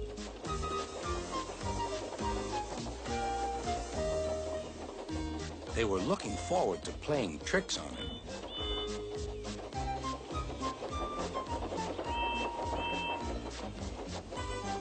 Creeping into the yard, they found the diesel on a siding with the missing cars. Ben hid behind, but Bill went boldly alongside.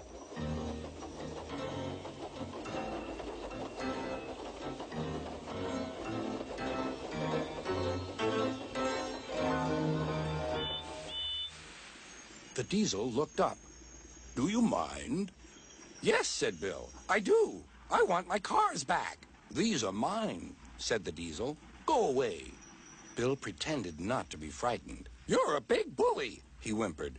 You'll be sorry. He ran back and hid behind the cars on the other side. Ben now came forward. Car stealer? Hissed Ben. He ran away too. Bill took his place.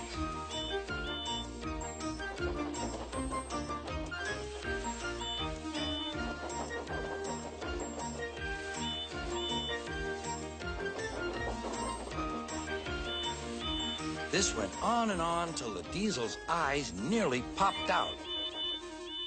Stop, you're making me giddy. The 2 engines gazed at him. Are there 2 of you? Yes, we're twins. I might have known it. Just then, Edward bustled up. Bill and Ben, why are you playing here? We're not playing, protested Bill. We're rescuing our cars, squeaked Ben. Even you don't take our cars without asking, but this diseasel did. There's no cause to be rude, said Edward severely. This engine is a Metropolitan Vickers diesel electric Type 2. The twins were most impressed. We're sorry, Mr. Never mind, the diesel smiled. Call me Boko. I'm sorry I didn't understand about the cars. That's all right, then, said Edward. Now off you go, Bill and Ben. Fetch Boko's cars, then you take this lot. There's no real harm in them, he said to Boko, but they're maddening at times. Boko chuckled. Maddening, he said, is the word.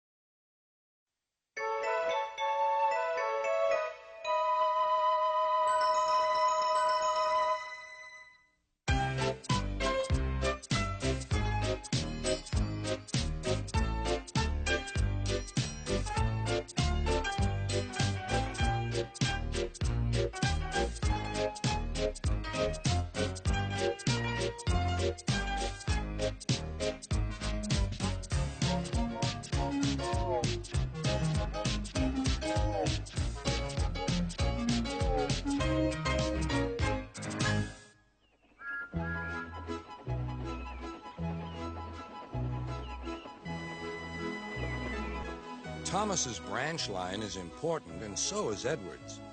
But their track and bridges are not so strong as those on the main line.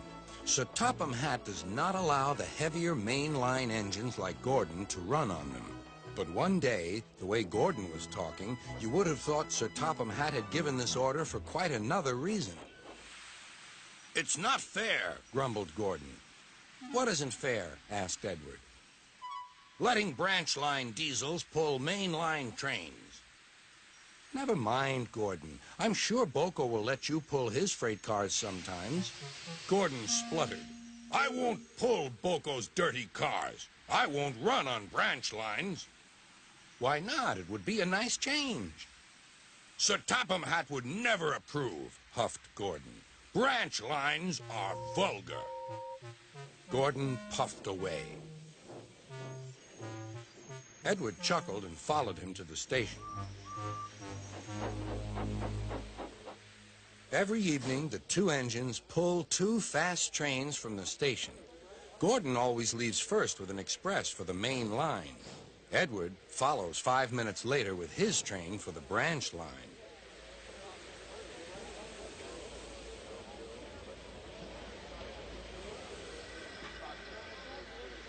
Usually, everything runs like clockwork, but tonight there was trouble. A lady in a green floppy hat was saying goodbye to a friend. It was nearly time for Gordon to start. The fireman looked back towards the conductor's van and saw something green waving. "Right away, mate." He thought the conductor had waved his flag. Gordon started, leaving luggage, his passengers, and the conductor all standing on the platform. Everyone was very surprised and cross.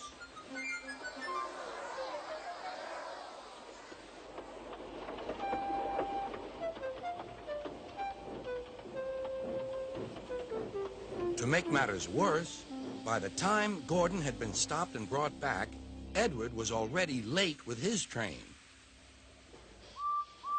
So now he set off first. But the signalman at the junction wasn't told about the change. By mistake, he sent Edward along the main line. Gordon was sent along the branch and arrived cold and cross on one of the sidings near the harbor.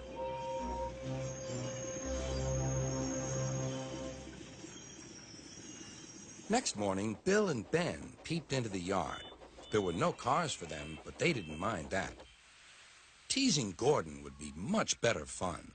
"What's that?" asked Bill. "Shh," whispered Ben. "It's Gordon." "It looks like Gordon, but it can't be. Gordon never comes on the branch lines. He thinks them vulgar." Gordon pretended he hadn't heard them. "If it isn't Gordon," said Ben, "it's just a pile of old iron, which we'd better take to the scrapyard." "No, Bill, this lot's useless for scrap. We'll take it to the harbor and dump it in the sea." Gordon was alarmed. I am Gordon. Stop! Stop! When Boko suddenly arrived, Gordon thought him the most beautiful sight he had ever seen. Boko, my dear engine, save me. Boko quickly sized up the situation and threatened to take away the cars he had brought for Bill and Ben. This made the twins behave at once. Gordon thought Boko was wonderful. Those little demons, how do you do it? "Ah, well," said Boko, "it's just a knack." Gordon still believes that Boko saved his life, but we know the twins were only teasing, don't we?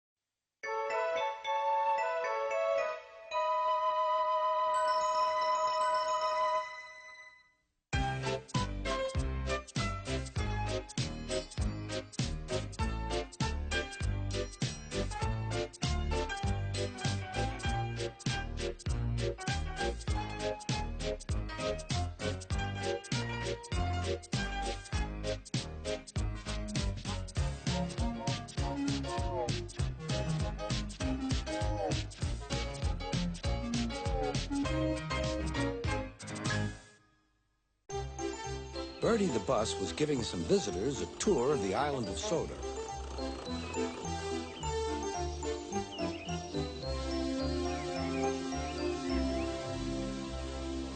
It was their last afternoon, and Edward was preparing to take them to meet Bill and Ben. He found it hard to start the heavy train. Did you see him straining? Asked Henry. Positively painful, Remarked James. Just pathetic. Grunted Gordon. He should give up and be preserved before it's too late. Shut up, burst out Duck.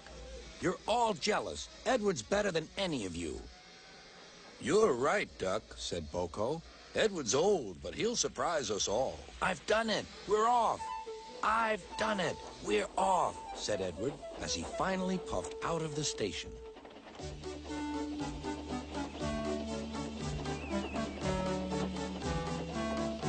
Bill and Ben were delighted to see the visitors. They loved being photographed. Later, they took the party to the China Clay Works in a brake van special.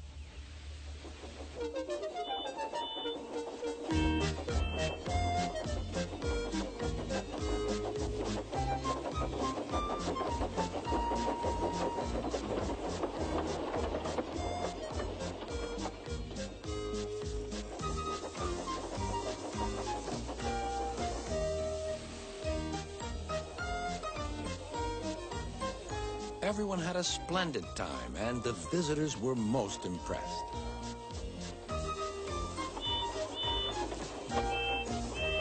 Then Edward took the visitors home.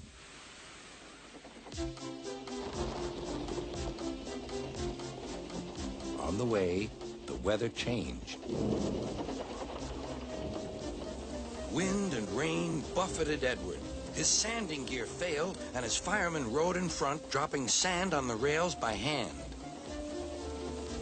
Suddenly, Edward's wheels slipped fiercely, and with a shrieking crack, something broke. The crew inspected the damage. Repairs took some time. One of your crank pins broke, Edward, said his driver. We've taken your side rods off. Now you're like an old-fashioned engine. Can you get these people home? They must start back tonight. I'll try, sir, promised Edward. Edward puffed and pulled his hardest, but his wheels kept slipping, and he could not start the heavy train. The passengers were anxious. The driver, fireman, and conductor went along the train, making adjustments between the coaches. We've loosened the couplings, Edward. Now you can pick up your coaches one by one, just as you do with freight cars. That'll be much easier, said Edward. Come on, he puffed and moved cautiously forward. The first coach moving helped to start the second, and the second helped the third.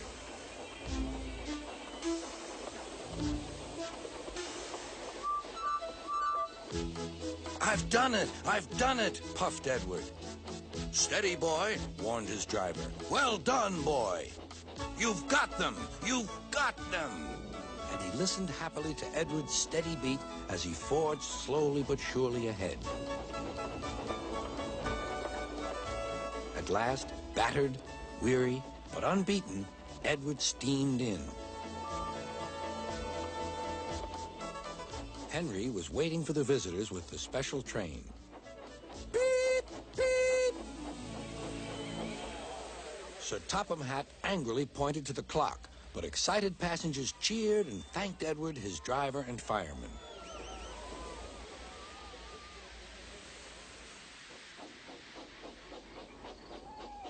Duck and Boko saw to it that Edward was left in peace.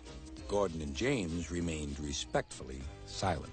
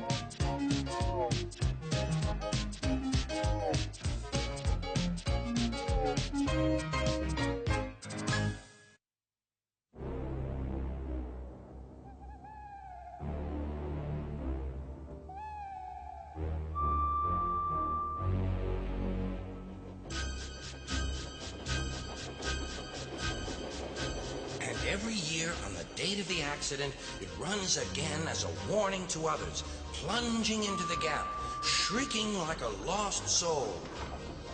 Percy, what are you talking about? The ghost train. Driver saw it last night. Where? Asked Thomas and Toby. He didn't say. Oh, it makes my wheels wobble to think of it. Puh, said Thomas. You're just a silly little engine. I'm not scared.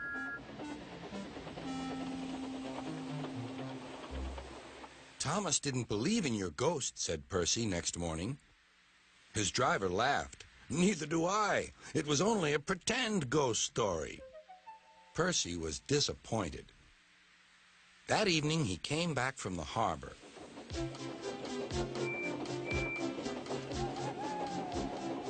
Percy knew where he was, even in the dark.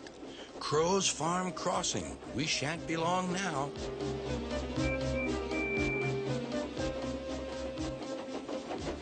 He liked running at night. The rails hummed and the signal light shone green. But a broken cartload of lime lay ahead.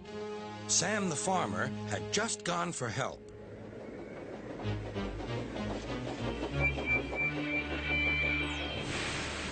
Percy broke the cart to smithereens. Lime flew everywhere. He puffed quickly to the nearest signal box. Percy's driver explained what had happened. I'll see to it, said the signalman. But you'd better clean Percy, or people will think he's a ghost. Percy chuckled. Do let's pretend I'm a ghost and scare Thomas. That'll teach him to say I'm a silly little engine. Toby promised to help.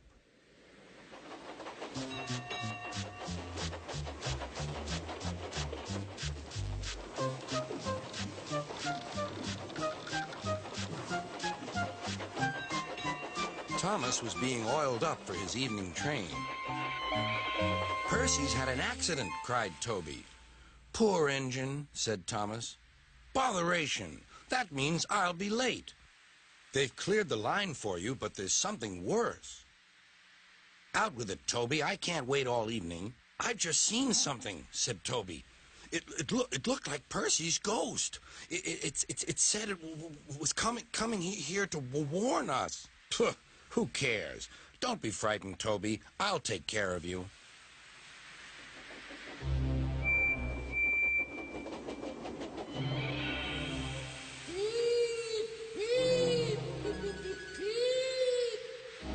Let me in! Let me in! Wailed Percy.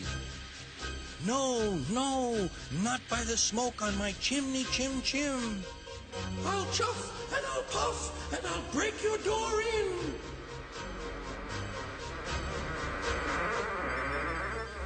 Oh, dear, exclaimed Thomas. It's getting late. Oh, I'd no idea. Oh, I must find Annie and Clarabelle. It was morning when Thomas returned. Where have you been? Asked Toby. Well, said Thomas, I knew you'd be sad about Percy, and I didn't like to intrude. I slept in the freight shed and... Oh, sorry, can't stop. Gotta see a coach about a train. Percy was none the worse for his adventure and was still enjoying himself enormously. He had heard everything. Well, what do you know about that? Anyone would think, chuckled Toby, that our Thomas had just seen a ghost.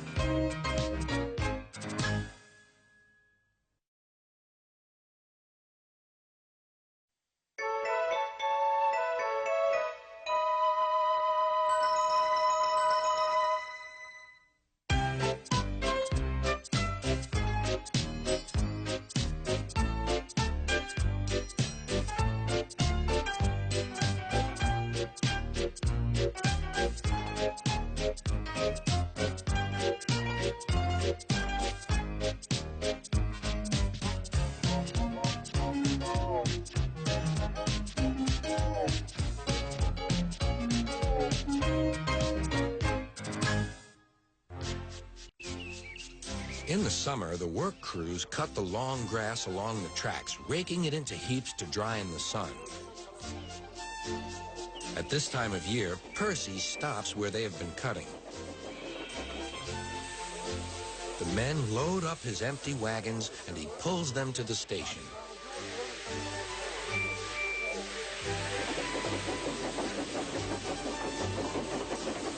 Toby then takes them to the hills for the farmers to feed their stock.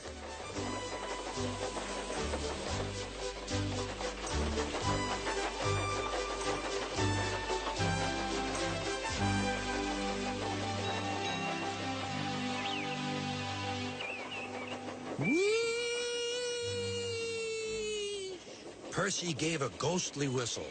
"Don't be frightened, Thomas," he laughed. "It's only me." "Your ugly phiz is enough to frighten anyone," said Thomas. "You're like ugly indeed." "I'm green caterpillar with red stripes," continued Thomas firmly. "You crawl like one, too." "I don't." "Who's been late every afternoon this week?" "It's the hay." "I can't help that," said Thomas. "Time's time, and Sir Topham Hatt relies on me to keep it. I can't if you crawl in the hay till all hours." "Green caterpillar indeed," fumed Percy, as he set off to collect some hay to take to the harbor. "Everyone says I'm handsome, or at least nearly everyone. Anyway, my curves are better than Thomas's corners." "Thomas says I'm always late," he grumbled. "I'm never late, or at least only a few minutes. What's that to Thomas? He can always catch up time further on." All the same, he and his driver decided to start home early. Then came trouble.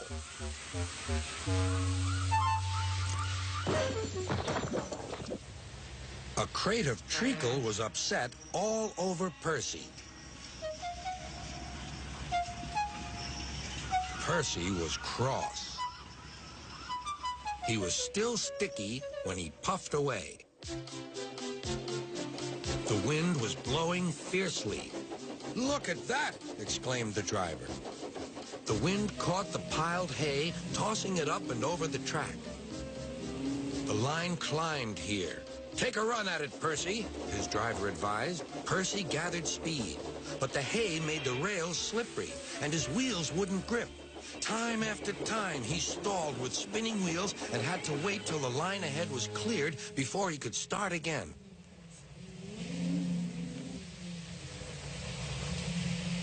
Everyone was waiting. Thomas seethed impatiently. 10 minutes late. I warned him. Passengers will complain. And Sir Topham Hatt. Then they all saw Percy. They laughed and shouted.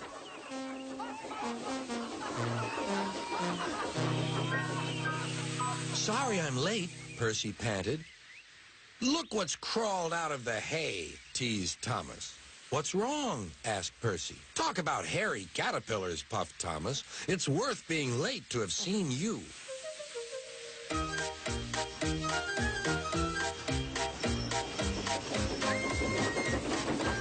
When Percy got home, his driver showed him what he looked like in a mirror. "Bust my buffers. No wonder they all laughed. I'm just like a woolly bear. Please clean me before Toby comes." But it was no good. Thomas told Toby all about it.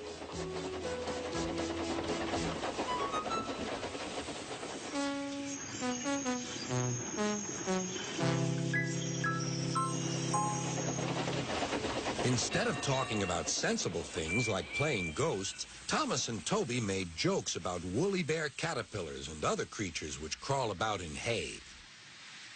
They laughed a lot, but Percy thought they were really being very silly indeed.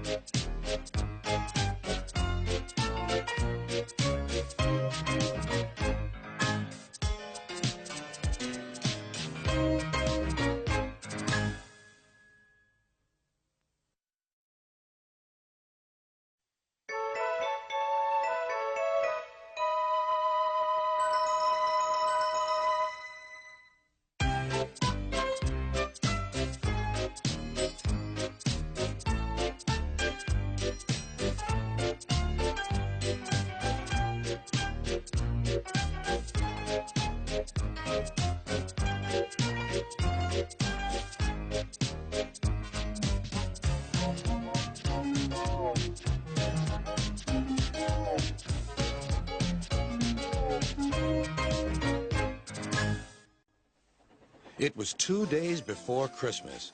Many children were expected on the island of Sodor. All the engines were busy with the final preparations. Sir Topham Hatt wanted this year's carol party to be an extra special celebration.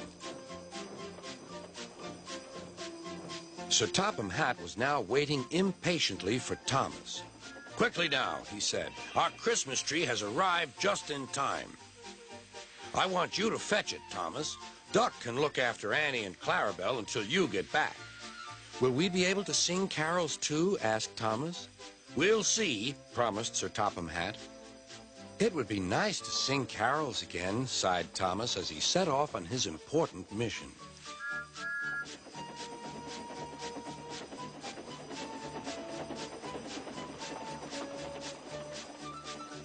Thomas collected the tree safely, but large snowdrifts lay ahead.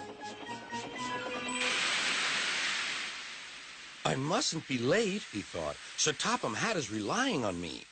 Whistling bravely, Thomas tried to move, but he couldn't. There was worse to come. Thomas was snowed under. Meanwhile, the other engines waited and waited. They were grumbling about Thomas for being late. Silence, said Sir Topham Hatt. Thomas left the work safely, but snow has brought the telephone lines down. We must assume he is stranded. The engines now felt sorry for Thomas, and cold but confident, the twins set off to the rescue.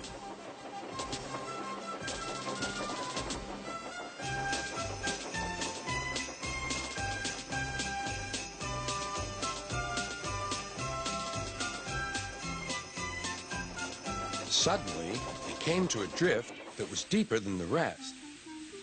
Help! Hush, said Donald. I can hear something. Probably the wind, said Douglas. Help! No, listen, insisted Donald. Over here! Oh, it's Thomas.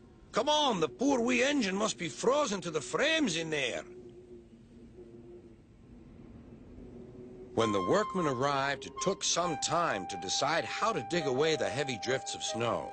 Thomas's driver and fireman, who had taken shelter at a nearby cottage, joined the rescue. At last, Thomas and the precious Christmas tree were freed from the snowdrift.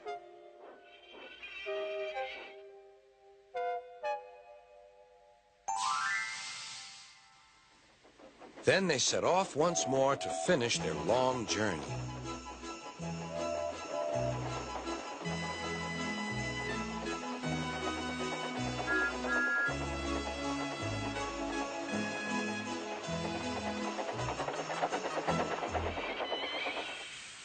Sir Topham Hatt greeted them warmly. As a reward for all your hard work, you may go and enjoy the carols. Be quick now. At the big station, all was soon ready. 1, 2, 3! Suddenly, like magic, the station was flooded with lights. Ladies and gentlemen and children, I give you 3 cheers for Thomas the Tank Engine and all his friends who have made this occasion possible. Then there was a familiar whirring sound. Percy and Toby smiled. They knew who it was.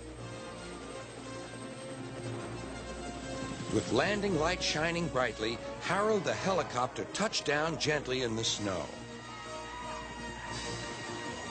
Bringing the greatest surprise of all, Santa Claus. Everyone cheered and the party began. It's no fun getting stuck in the snow, whispered Thomas to Percy, but it was worth it for this party. Happy holiday, Percy. Happy holiday, everyone.